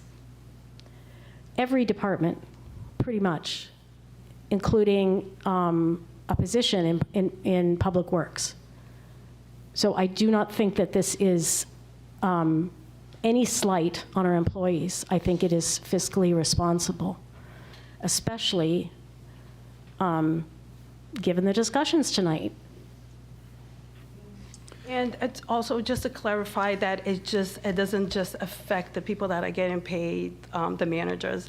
It does affect the people that work hourly in the library. It does affect a lot of the other people that work hourly here in Waterville. And to have, I'm just thinking of a young person that is so excited to start working, and the wage, the entry-level wage in Waterville is very low. And we talk about poverty, we talk about children in poverty. Having 2 parents that can't afford rent, and we're really cutting that COLA for these people, that's sad. Mr. Mayor, if I may. You may. This has been a long night, huh? My goodness. 30. This is not easy.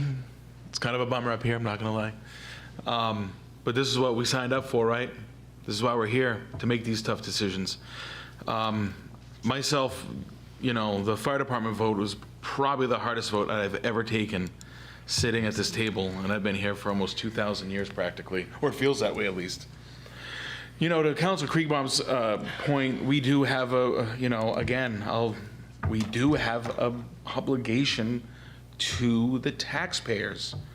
We're not up here, we all come from different socioeconomic backgrounds. Not everybody can are in a position where they can perhaps pay the difference or whatever, what have you. And honestly, what is going to happen if we do price people out of the city? You're going to see a lot of for sale signs, and then what are we going to do? Then who's going to pay the bills? This is, I mean, these are the difficult decisions that we have to make that is in the best interest of Waterville, and that's keeping people in their homes and making sure that they have food on their table.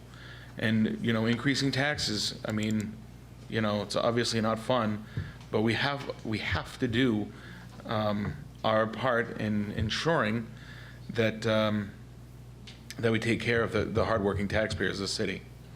And I just want to follow up to this, with taking care of the taxpayer.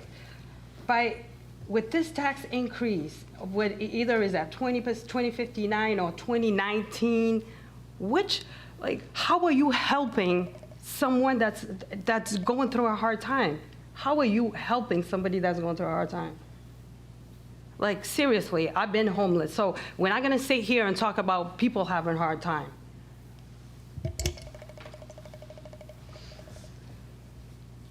Councilor Klepak.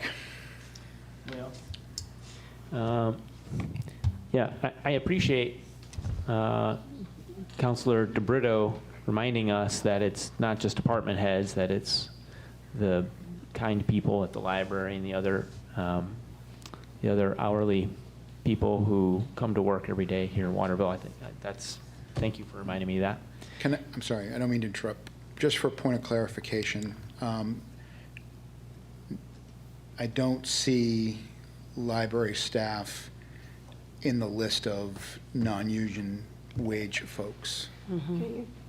So, Okay, well, But the others, yeah. anyways, thank you for trying. Yeah. It's always, You know, I think I've already said this here tonight, but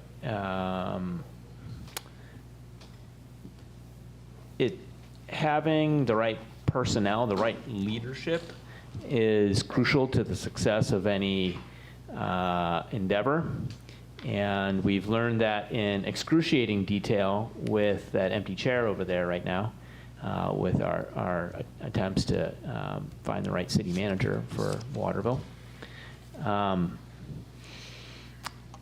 It is true, I think everyone up here can agree that Waterville is extremely fortunate right now that the department head leadership team that we have across the city is exemplary. I can't find a fault with any of them. I don't know.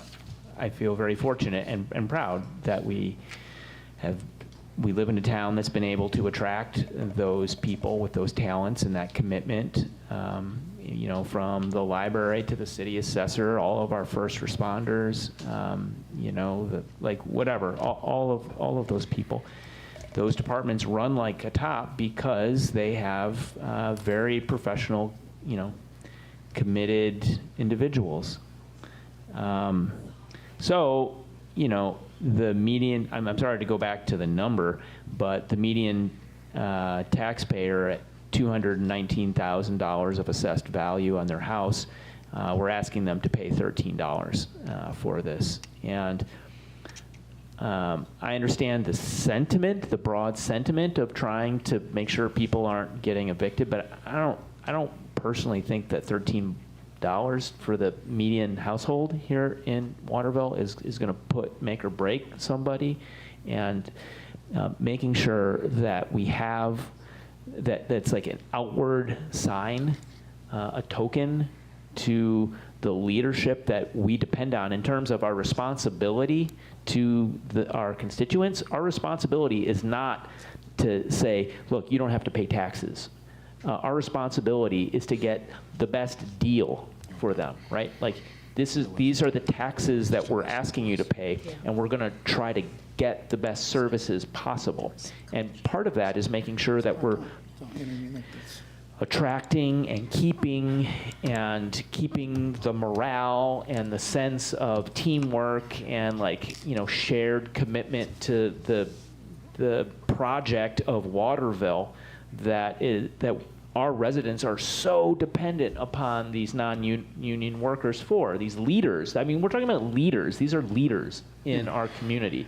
And I agree with the notion of the importance of investing in the people of Waterville. Investing in leaders is what I want to do, and the leaders that are going to help Waterville move forward and take care of Waterville. So yeah, and like your sentiment, I understand it.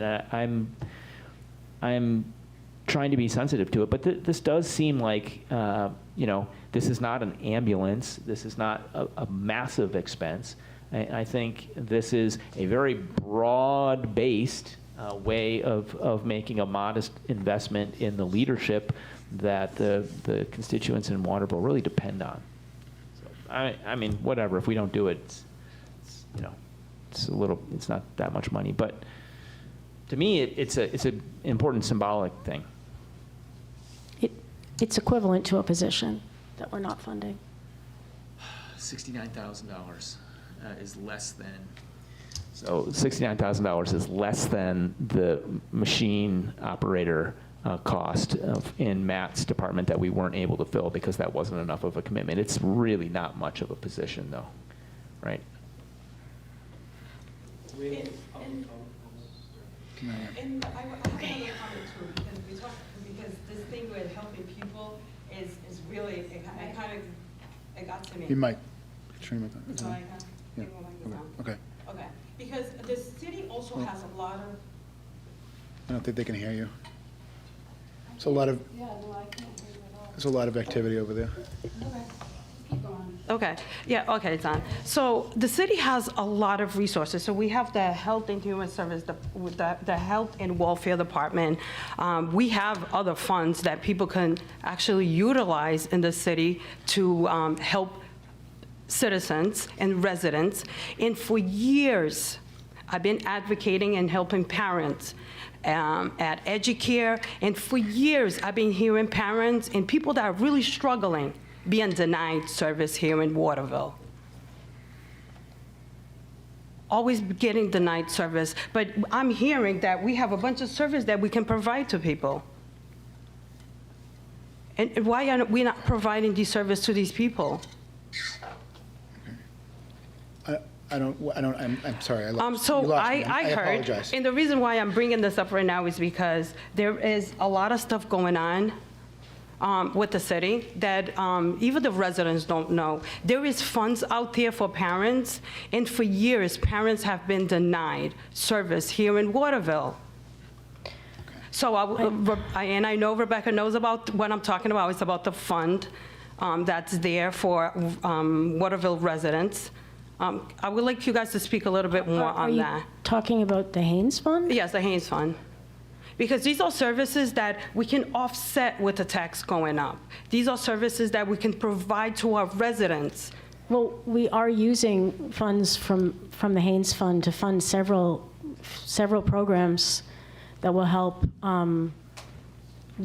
children. And when did that start? It is a fund that's limited to helping women and children. Absolutely.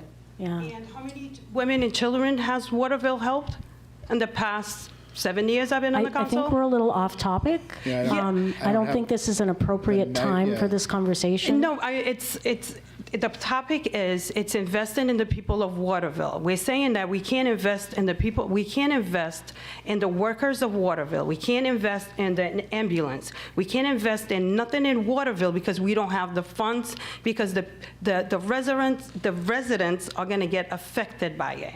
I get that. But also, the other part of this is that the city has funds to help residents that we're not helping. I mean, I can only speak for the company. I didn't get a 5% increase, and I've been with the company for 30 years. So I don't believe that my company doesn't respect the work that I do. That's just the way that it is. However, like, I am not opposed to, I think the more fiscally responsible path for this would be to ask our HR director to take a look at the positions on this list comparative to, other municipalities to see what the difference is And let's make a plan to then address that and make sure that the folks that are on this list are being paid appropriately versus then just carte blanche 5%, right? Like, I think that's my opinion. I mean, they're not getting $0, they're getting 3%, right? You know, we have a very long agenda still to get to. I'm happy to table this motion if you want to get the opinion of our HR director, but I think we need to move on here. Either vote or, Yeah, well, let's call for a vote. okay, that's up to you. All those in favor of reducing the, what is this one? I apologize. The non-using COLA from 5% to 0? 3. 3. Sorry. Well, it's 5%. I'm sorry. Yeah, so back to the original amount of 3. All those in favor? Counselor Green. All those opposed? All right. Earning the $88.41 tonight, I tell you that. Again, I think I just said it, so I'm going to vote. I am in favor of The reduction. yes. Thank So you. that's yes. Yes. Okay. Okay. All right. Any additional amendments to the budget as it stands? I would like to know on the budget, where is that Haynes funds that I just talked about? It's nowhere in the budget and I don't know where to find it. When you say budget, like, what do you mean? Like, on the budget, like, I'm looking at where is this funds that residents from Waterville, if they're struggling. It's not part of the budget. It was a fund that someone, Mr. Haynes, donated or contributed to the city well over 100 years ago. So it's not a budget item. So where's that money located? It would be located in the financial report that we get on each quarter. So it would have to reflect the budget. The numbers go all into a pool. It's not a budget. It's not a budget fund. So, It's okay. not funded by taxes. It's funded by the interest earned on the fund. Okay, so can we get information more on those funds and how much money is in those funds? Yes. Thank you. You're welcome.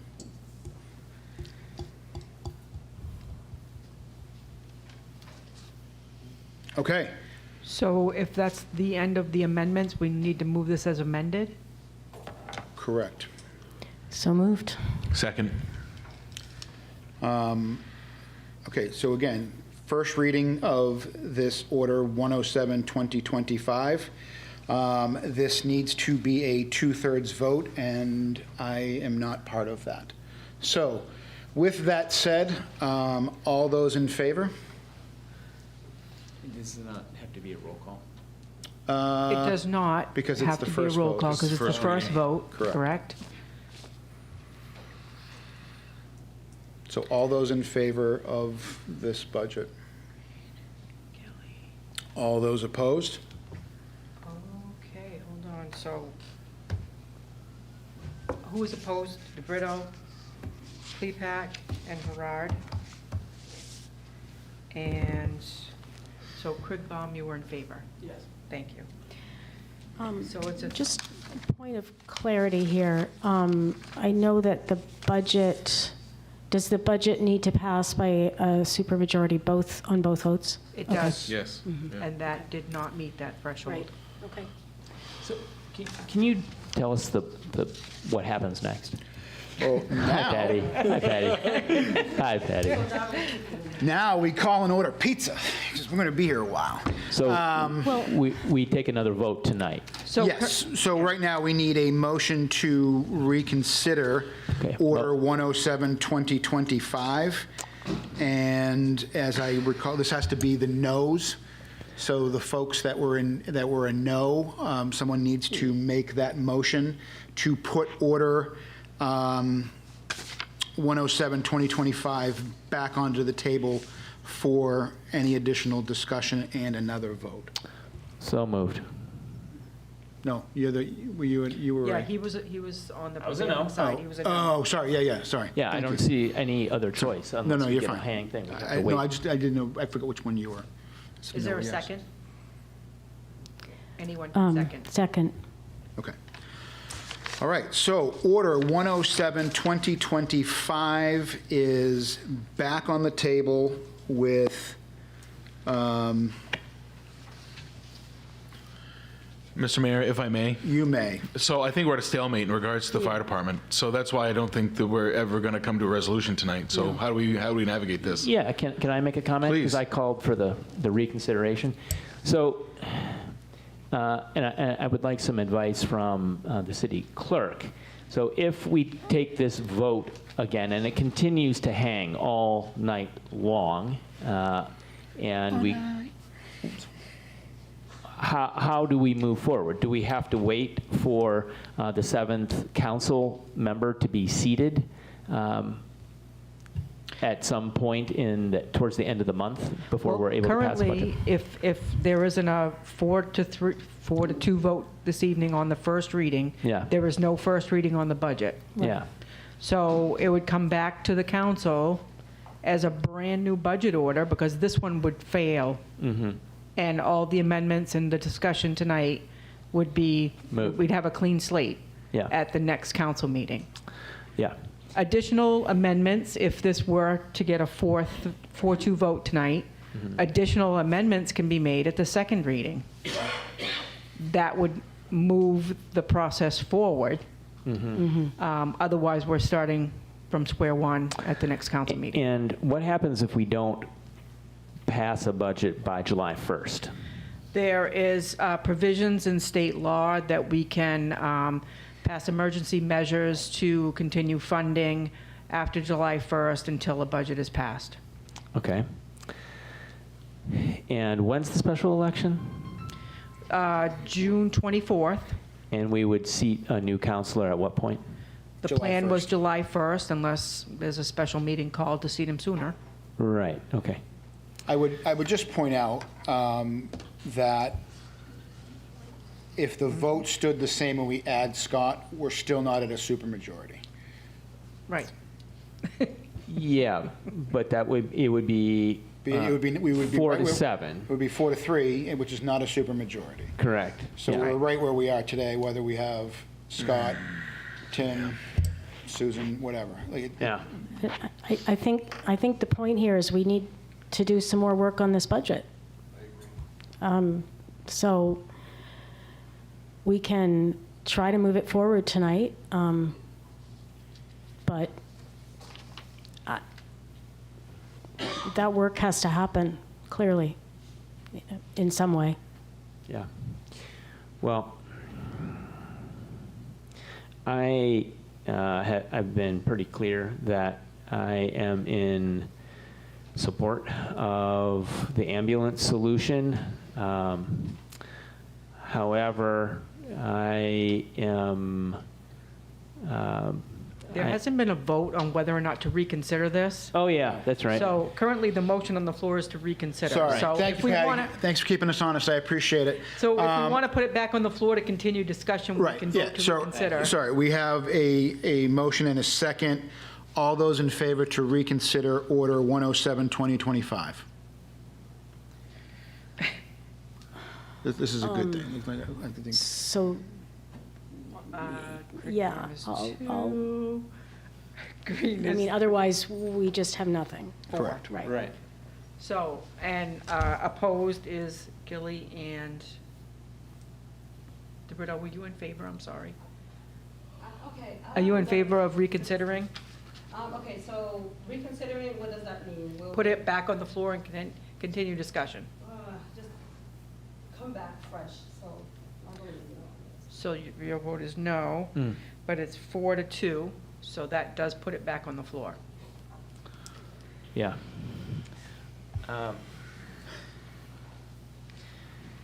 And we're discussing the original, No, the amended version. the amended version. Okay. So So, we're back at removing 8 firefighters and putting the non-union salary increase from 5% to 3%. So that's where it stands right now. So if there are other motions to yeah. consider? And to be helping us understand our democracy here, Patty, thank you. I'm trying. Yeah.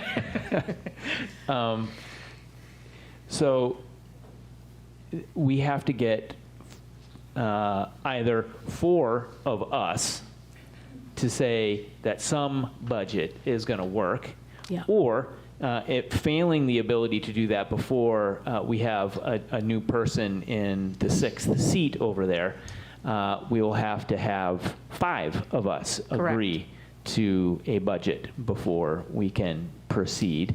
Otherwise, we have an emergency resolution that's kind of like funding at the current levels or whatever. Yes, I believe it is. Yeah. I'm not 100% clear. I haven't done the research on it, but we've done it in a few years. We've done it. I kind of remember we Yeah. strayed into July one Yeah. year under Right. J. Right. Yeah. It does happen, so it's not unheard of. Yeah. Yeah.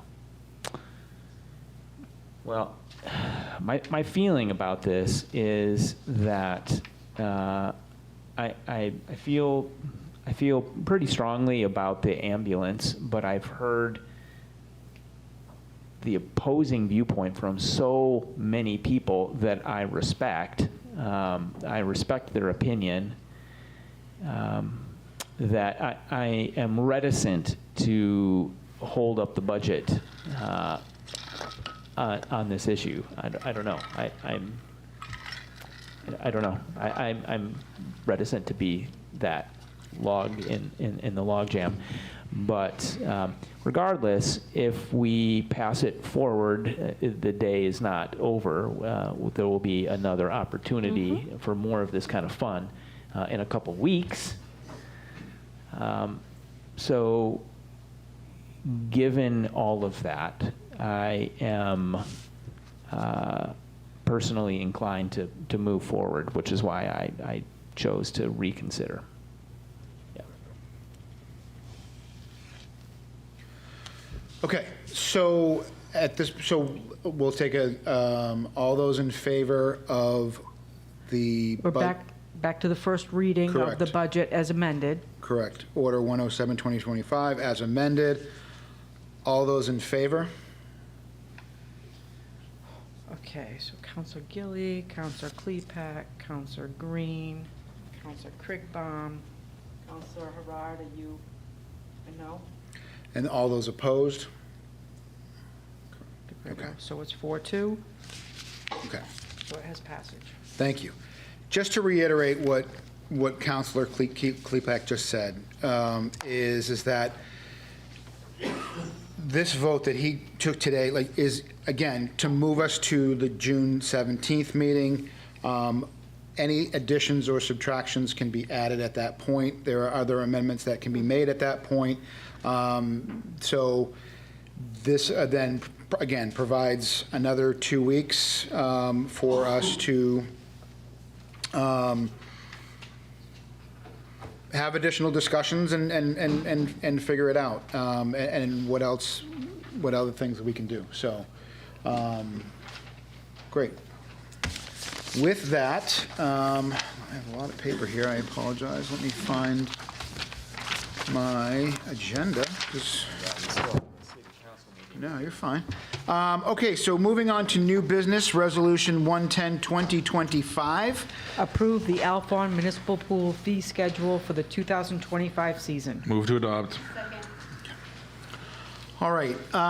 In the essence, or the absence, I should say, of Cornell, Matt, would you mind coming up? Patrick, you can certainly, if you want to, no? Okay, if needed. This is on, yeah. It's on. Right, so if there are questions, I can summarize quickly. It's going into this season would be the 5th season without having raised rates, so we feel that it's prudent. The increases are nominal. day pass pricing up $2 across the board, and on an average for the seasonal pass pricing, a $10 increase for residents and a $20 increase for non-residents. We entered into a partnership with the Alphon Youth and Community Center 4 years ago, and we also established a subsidy program where families of Waterville, Waterville residents would be eligible for an $80 subsidy, and a single person or a child would be eligible for $40. So we're both very proud, the city and the AYCC, we're proud of the fact that we wouldn't ever turn anyone away based solely on cost. So there's always that. We're just trying to be as fiscally responsible as we can. The increases based on historical usage would net us between $25,000 and $30,000 a year. And the net revenue we split with the Alphon Youth and Community Center, so that would be helpful to both organizations. And finally, at the July 1st meeting, we will be hearing from Camoin Associates, who did the feasibility study for recreational assets. They studied 10. The outdoor pool was one of them. So annual visitors at the outdoor pool, 25,000 annual visitors. 40% of those come from out of town. And an average for total annual spending at the outdoor pool is just over $300,000. So it is a real asset to the city, local economy, that we support. It's a wonderful facility that we've renovated over the last few years. Thank you for coming tonight, Patrick. The AYCC is a great partner. They're professionals. They're pool professionals, so they do a great job making sure things are safe. We've made some improvements with extending the season, improvements physically. It's a great facility. If you haven't joined on a hot summer day, I don't think there's a busier place in Waterville than North Street.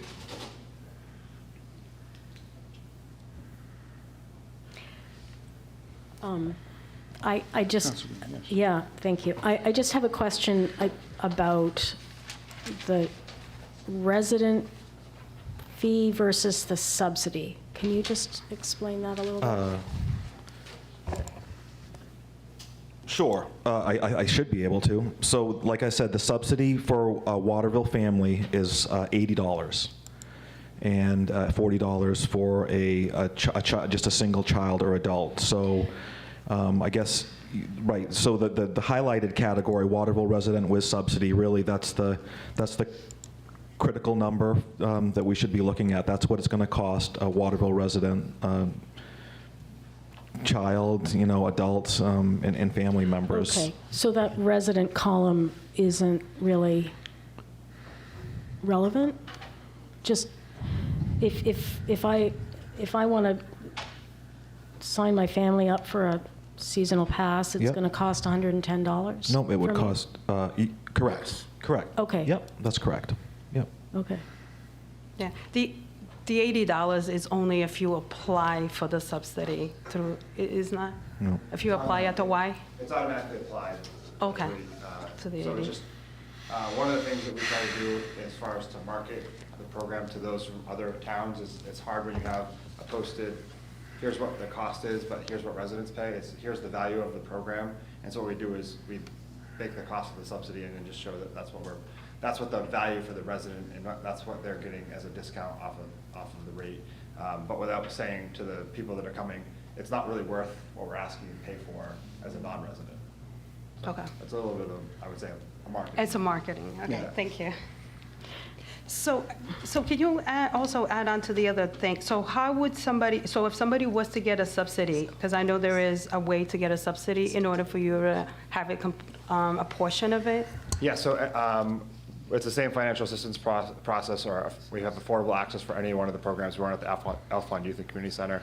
And so any family who cannot afford the published rate for the season pass, even at the Waterville rate, can apply for additional support beyond that, which Matt had done previously, and we just took over that process, so we've taken the burden away from the department of having to manage any of those things. So they're, they maintain the facility and make sure that the pool opens on time and closes responsibly and help out with any major repairs or fixes, but we take the day-to-day administration. So Matt, we used to have more staff involved with helping run, so Matt can focus on the things that he needs to focus on, and we can focus on running the pool. Sounds good, thank you. Any other further comments, questions, concerns? Okay, resolution, all those in favor? Opposed? Seeing none. All right, moving on, thank you guys very much, I appreciate it. Resolution 111, 2025. Authorize the acting city manager to terminate Eaton Peabody Consulting Group LLC professional services agreement. Move to adopt. Second. Okay, again, in the absence of Cornell, this is important to us because Eaton Peabody as a company is going to cease to exist as of July. Don Garish currently works for Eaton Peabody. He is currently doing our city manager search. He is going on. Oh, sorry. Thank you. So he is going on his own, and basically is just going to take over the original contract, which we will see in the next resolution. So that is why we're not giving up on trying to hire a city manager or not asking them to do it. This company is simply no longer going to be in existence as we continue our process. So that is that. Any discussion, any comments? All those in favor? Any opposed? None? Okay, now moving on to Resolution 112, 2025. Approve professional services agreement with Garish Municipal Consulting Services, LLC. Move to adopt. And Second. thank you.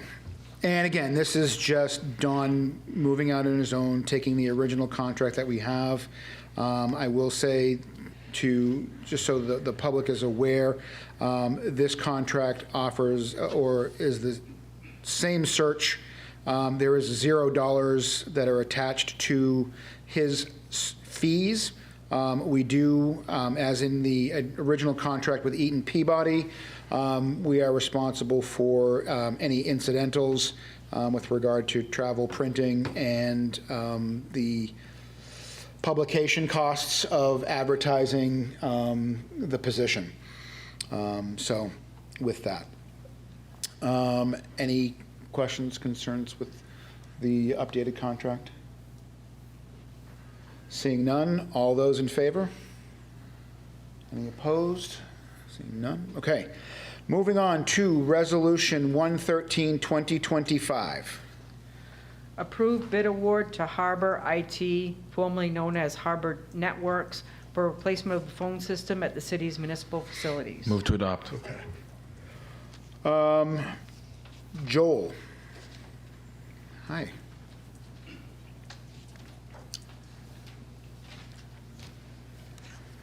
Talk to the council about this. All right. So you should see in your packet the memo that I sent out. The city's phone system was acquired summer of 2009. We've been running the same system since. The vendor we bought that from has been bought out several times, and that system is going end of life in a couple of years. With it's being sunsetted totally in 2029, but starting next year, it's gradually losing support and the ability to acquire licensing for it. So we're looking to replace that. In addition, we've been plagued with some intermittent phone issues throughout the city over the last year. It's been particularly painful for public safety. So we'd certainly like to get that taken care of. So we did go out to bond for that. So we did include that in the bond. That's where that would come from. The only other thing I'll add for Harbor, they are the vendor that bought out the most recent vendor that was maintaining our phone system. They absorbed that service contract. So basically, this is what they do. They take people that are using the Mitel system and migrate them. We'd be just another customer that they do the same thing for. They provide all the support, all the services, and all that stuff. Any questions from the council? Seeing none, all those in favor? Any opposed? All right, very good, sir. Moving on to Resolution 114, 2025. Approve bid award to S.J. Rollins Technologies for full network redesign. Move to adopt. I don't think your mic is on. Okay. I got you. Thank you. I'm just going to leave it on. I won't say anything under my breath now. Okay, go. All right, so kind of continuing the theme from the phone system. When we went out to RFP, we did one RFP. One was for the data side of the network and the redesign of that with an option for replacement of the phone system. After reviewing the bids, we opted to kind of split it into two projects. We went with two different vendors, one for phones, which we thought was a good fit for us, and then we ended up with two bids for the data side. We opted to recommend S.J. Rollins. They're out of Bangor. They've got a great track record. I've reached out to all their references. They were nothing but glowing. I did include those in the packet as well. We've got a mismatch of infrastructure. Some of it's 2 or 3 years old. Some of it's 15 years old. Kind of looking to standardize all of the equipment, bring it up to spec to bolster security and future growth, and just put the city in a better posture to maintain their digital presence. Okay. Any questions from the council? Seeing none. All those in favor? Wonderful. Thank you, sir. Great, thank you. You're welcome. Okay, moving on to Order 115, 2025. Approval of credit enhancement agreement with Elm Street Rentals LLC. Move to adopt. Second. All right, thank you very much. Christina, I will turn it over to you to kind of give the council just an overview of what we have in front of them. Sure. We were approached by Matt. How do you say your last name? Boulderis. He was looking to do a CEA agreement on property at 80 through 88 Elm Street. There are 2 residential unit apartment buildings there and one additional building in that space that serves as a laundromat, and he's looking to do some additional commercial space in the back end of it. It does fall under the downtown omnibus, so he's asking to keep the same term, which would remain for 10 additional years until that terminates. The commercial would be what the standard for the omnibus would be 75% return on the improvements to the commercial property and any new tax dollars for that piece. And on the residential, he has agreed that out of 22 units, he would make 60% of them at 80% or less AMI, with the rest 40% at market rate. And so it provides an additional layer of affordable housing. It addresses some buildings that were in much need of getting an upgrade and some repairs, and is going to provide some additional commercial space. So it's creating an opportunity by doing this agreement with him. Exactly what the downtown omnibus was created to do, is to see improvements take place to these buildings. So it is recommended to sign the agreement, and I don't know if he would like to add something further or not. Happy to answer any questions. Please, come on up now. Thank you. Sat long enough. It's good to stand up a little bit every once in a while. Nights like this, I don't envy you. Right. I don't think nobody does. Thank you. So I'm Matthew Bulleris. I'm the owner of 80 through 88 Elm Street. We acquired the property in January of this year. We've already started undergoing construction and renovations. When we purchased the property, there was significant code violations, life safety code, including a non-functioning fire monitoring system. We've met with code enforcement, chief of the fire department. We've walked through. They're happy with our plans. So if you guys have any questions, I would answer them. So just to make sure that I'm reading this, Christina, this memo correctly, this particular credit enhancement agreement, because the downtown TIF already exists, these buildings reside in it, and there is 10 more years on this section of the downtown TIF, the request isn't to extend this for any period of time. So the credit enhancement agreement, if I'm reading this, is for the 10 years, it's 75% to the developer and 25% for the city. Is that Correct. Okay, thank you. That's all I had, just a question, which I think is great. So, all right. Any other questions or comments for Matt or anyone else? All right. Thank you, Matt. I appreciate it. Thank you. All right. So this is an order, although I need a roll call, please, Patty. Do I, or This no? is the first reading. So first reading, I apologize. Yep. So all those in favor? All right. And any opposed? Seeing none. Okay. Thank you. Moving on to ordinance 116, 2025. Amend the zoning ordinance, allow mobile homes in all residential zones. Move to adopt. Second. Okay. Ann, as I understand, this was something that we sent back quite a while ago, right? And I know you guys you've all been busy with some other things. So I think in increments, we've been talking about this at the planning board level. And now we're at a phase where we have some direction, right? Like, I guess, right? So why don't you? The planning board is making a recommendation. These recommendations bring the city's... Whoops, yep. These recommendations bring the city's zoning ordinance into compliance with LD 37, I think. 337? 337, or an act to amend the law governing the regulation of manufactured housing to increase affordable housing. So what we're doing is allowing mobile homes in all residential zones. The law requires us to allow mobile homes in all residential zones where single-family homes are allowed, and they're allowed in all of our residential zones. However, the planning board is recommending that within the residential A, B, C, and D zones, we stipulate that the mobile homes must be set on a frost wall or over a basement, and they must have a steeper roof pitch than is normally required.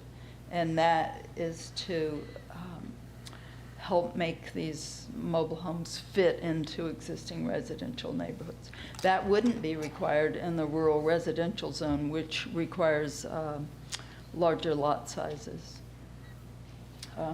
The ordinance, the statute also governs mobile home parks, and we made two changes.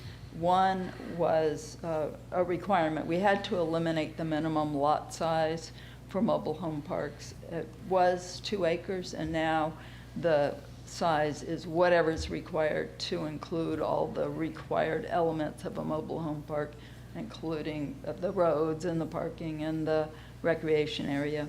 So the other change that we made, or the planning board is recommending that you make, is to the size of recreation areas in mobile home parks that are hooked to public sewer.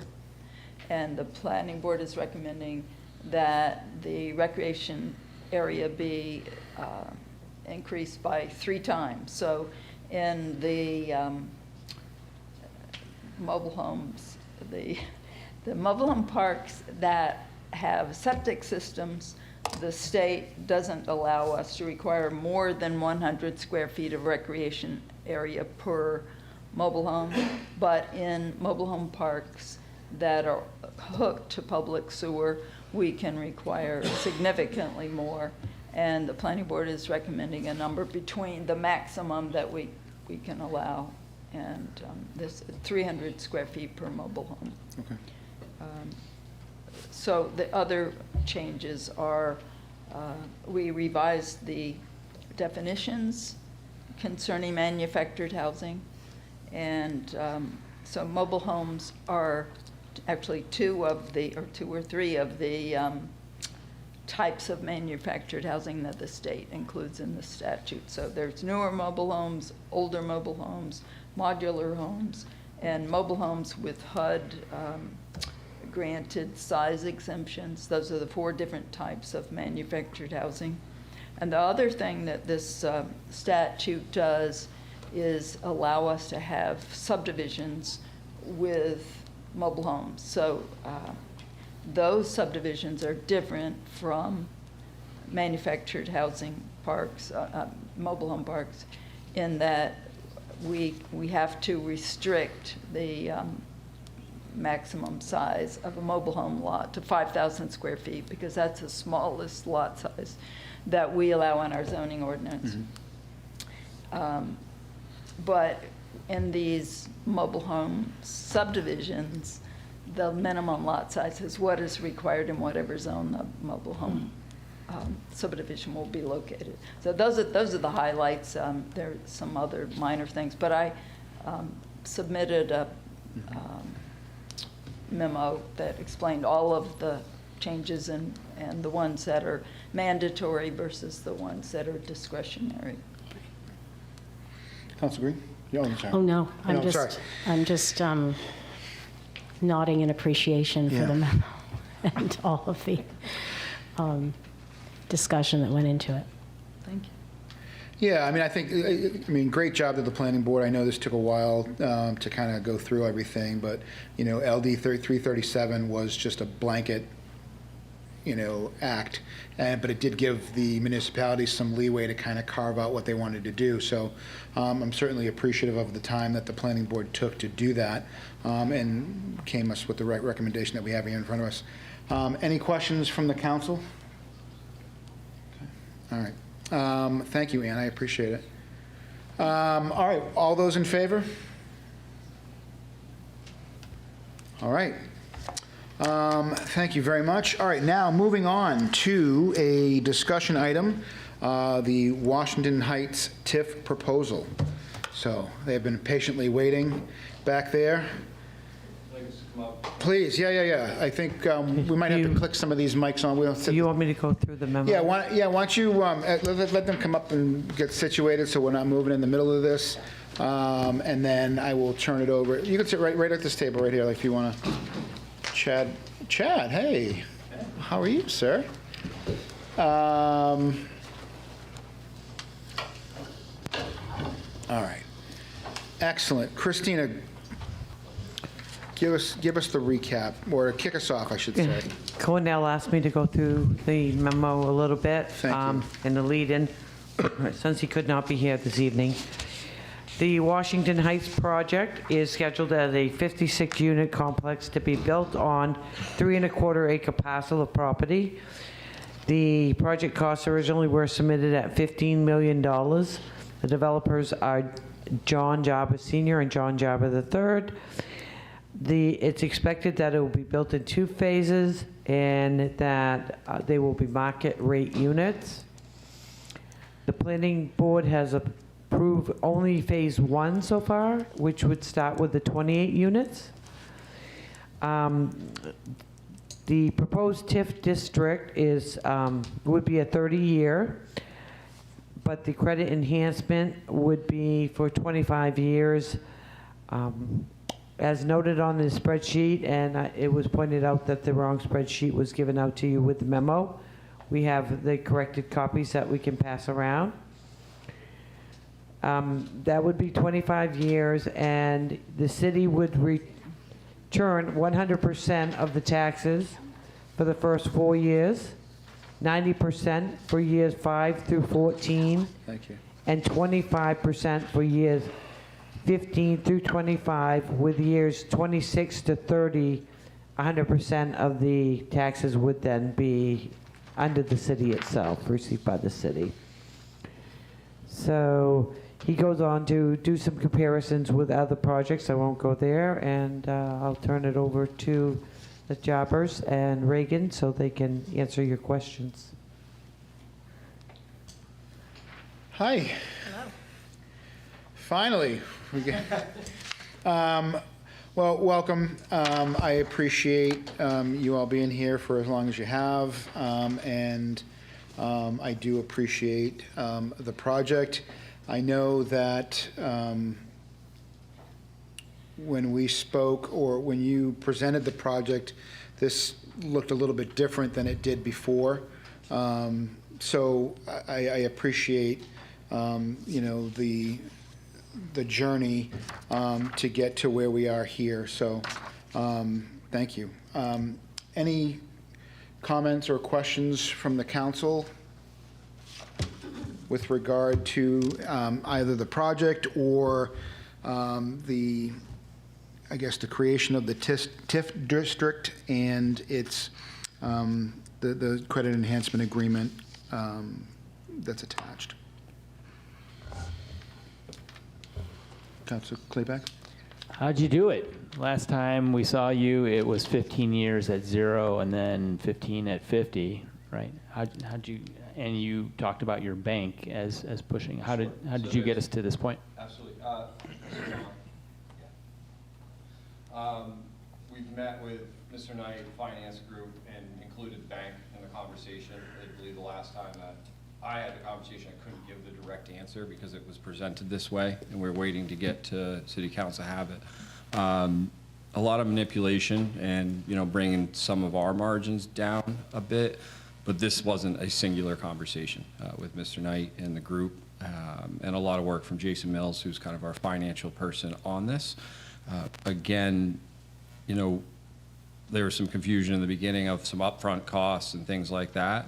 But this is a numbers thing that we've hired somebody, and that's why I didn't give a direct answer. I believe that we were talking about it last time on, I can't say where that negotiation piece is yet because I hadn't dug into it fully on where it would be. So we had a starting point, gone back and forth, and basically created a position where we met in the middle where we're able to do this project financially. I'm very comfortable with it, finalizing some final numbers as we've gotten closer to this from civil and phase 1, taking a huge risk in phase 1 without phase 2 being put into place yet.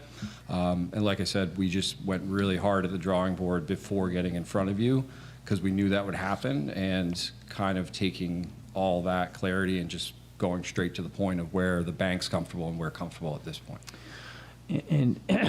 And has anything concretely changed in the project? So I know one of the things that you had were offering up as a bonus, as sort of a value added to the city, was in the I don't remember whether it was the sewerage or the KWD feed. It was some kind of infrastructure. The sewerage has never changed. That's concrete in the sense that we need to do it. Yeah. That will still be a large part of that. We didn't change that. We didn't take that out. That's still in place.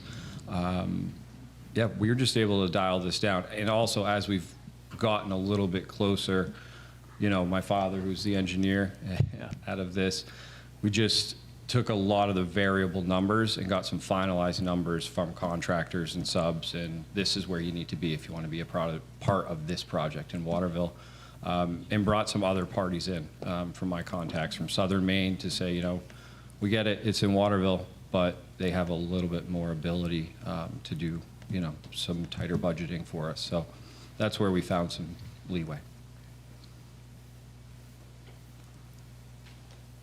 I will say, I know he's not here tonight. We've worked with Mr. Knight. That's a tough job to step into. I've had a number of Zooms with him. We've gone back and forth on professional and positive.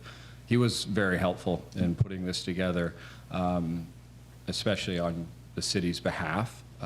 And so I think, where he was very understanding in our last call of putting this final piece, like you said, how did you get to this? He felt comfortable about it. We felt comfortable about it. He did a great job, and I'd tell him that if he was here discussing this with us. Excellent. Okay. I have a Yes, question. Can you refresh my memory, the sizes of the units and the rental range price-wise? Sure. So we'll be anywhere from the 1,000 to 2,500 square foot. And we're in the 2,000 market range, $2,000 a month, anywhere from the 1,700 to the 2,250 was our last workup. All rentals still.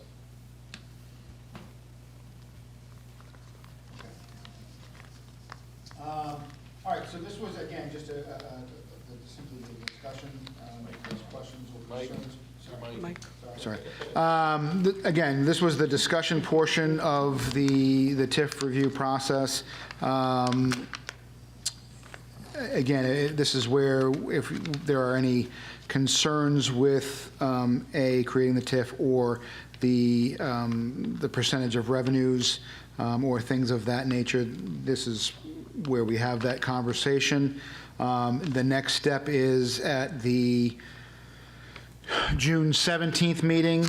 There will be a public hearing where anyone from the public can come and speak in favor or in opposition of this particular TIF.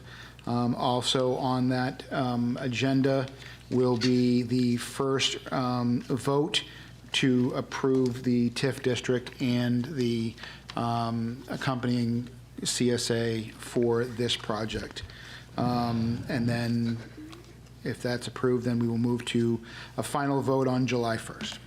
So, Councilor Kleepak. Yeah, can I just ask just a little bit more of some of the history of the property? When was the last time there was a structure on there? There must have been some structure that was raised at some Would point. have been before the Home Depot project. No, it was never structured. There you go. It was land, they brought Phil, they brought. Okay, hold on. I'm sorry, Senior. They're going to yell at me. You get. Introduce yourself. Yeah, I'm John Jobber as well. I'm the father of this one. So Timmy Thompson, when they built the Home Depot, when they took the fill away from there, they put it onto this property. Yeah. Which has also caused us a lot of problems as well. Because as we do the building, we need to take out all of the fill that's there. We need to go to virgin soil. We've already had SW Cole do the survey, but once we excavate it out and come down to the foundation level, because they're all going to be daylight basements, that will put us down on virgin soil. So SW Cole will come back into the property, and then they will do a study for soil analysis for loading, the foundation loading and things like that. So that's what it used to be. And for the roads and stuff like that, it's fine, but for structure, for foundations and things like that, the property would have to be taken care of. And that's what we're going to do. We're going to remove all that fill, take it out of there. And drainage is not going to be an issue? Drainage is either. not an issue, no. Yeah, because I know you got wetlands behind there. We've also had wetlands behind us, correct. Yeah. But all of our property has no wetlands on it. No. Yeah. Well, yeah, I mean, it's a bunch of, fill. So that's on there, the biggest concerns, obviously, we went through with planning board and we've done extensive engineering for the drainage on the southern side of it with our neighbors that's where the extensive drainage would happen. Already spoken, Mr. Snowden has done the engineering out of Oakland. So when we pull that, which is always a concern of, the public, DEP's been involved. They have plan scheduling with us and we have all that planning in place as well as we take all that dirt away. Mm-hmm. Mm-hmm. Okay. When did, okay, never mind. Right. When do we want to start it? No, well, okay, Monday, sure, yeah. Monday, if we could. No, last Monday. Yeah. Okay. Yeah. That's all. Okay. Thanks. Councilor Green. Yeah. My question is, does this include both phases? Yes. It does. Okay, and where does phase 2 kick in? Fiscal year '28. Yeah. So I think when we came, it was April 1st when we first presented to you. The goal is to get this into the ground by the end of this construction season, which obviously a few months later now, but I think part of the value of this project is the speed in which the contractors are planning to get this built. So the phase 1 would be by the end of this year. I'm not sure if that's still the plan. Yeah. And then phase 2 with approvals at the, is it planning board level? We'll be Yeah. going to planning board halfway through this project for phase 2. So we'll start that. We won't wait for phase 1 to be done. We'll be going to phase 2 planning board, towards the end of this summer for the second phase to be approved and then start building construction season phase 2 of the beginning of next summer. Okay, so you're not waiting for a while to do phase 2? We are not waiting a while. We'll wait for the next construction season. Yeah, the only thing that would affect it is the occupancy. I mean, we're building something, and everybody says Right. Waterville's in dire need for housing and all that. So we're gonna have 26 units available, and we will market them, and they'll be up, and we'll do that. So if we rent all the 26, you know, we will go right into next season and go back to the planning board, you know, as soon. Yeah, I mean, November. I guess I would assume you'd need to fill the homes and, you know, The little problem we run into Get is some our- rent our before phase plan two.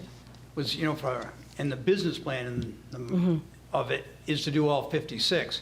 We've got to spend about $1.8 million on infrastructure, whether there's one house on there Mm-hmm. Right. or there's 56 Right, apartments. right. So, My father's the engineer, and I do the numbers. We're doing the second phase. It doesn't work in 26. okay, I guess, you know, I mean, the one thing is it hasn't been approved yet, Sure. right? So, that would mean this amount of taxes. I mean, you know, certainly hope that phase two happens, for sure. It's a massive financial burden on the project for us as owners if we only do phase one. Right. We have to find a way. It does not, from the Okay. bank, ourselves, does not work as rentals Right. only Okay. for 26.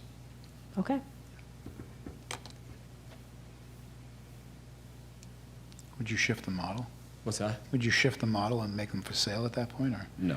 Yeah, just curious. Not at this time. Condo, but yeah, no, yeah, no. Okay. Any other questions during this discussion period?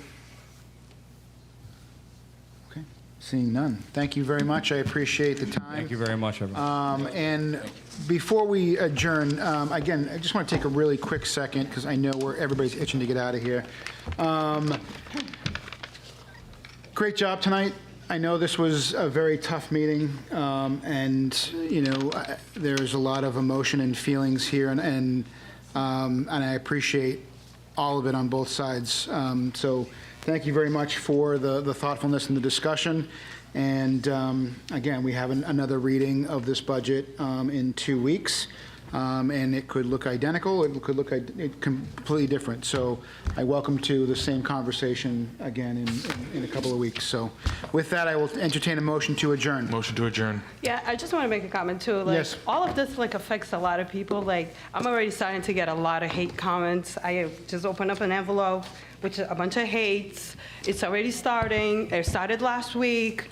So it's like a lot of people don't understand how this affects all of us, and like attacking someone, and like the amount of stuff that has happened this week, it's just unbelievable. And I understand, but we all have different opinions, but we should definitely all be respectful of one another, especially me being a single mom with my kids. It is scary. I'm not gonna lie, I am scared.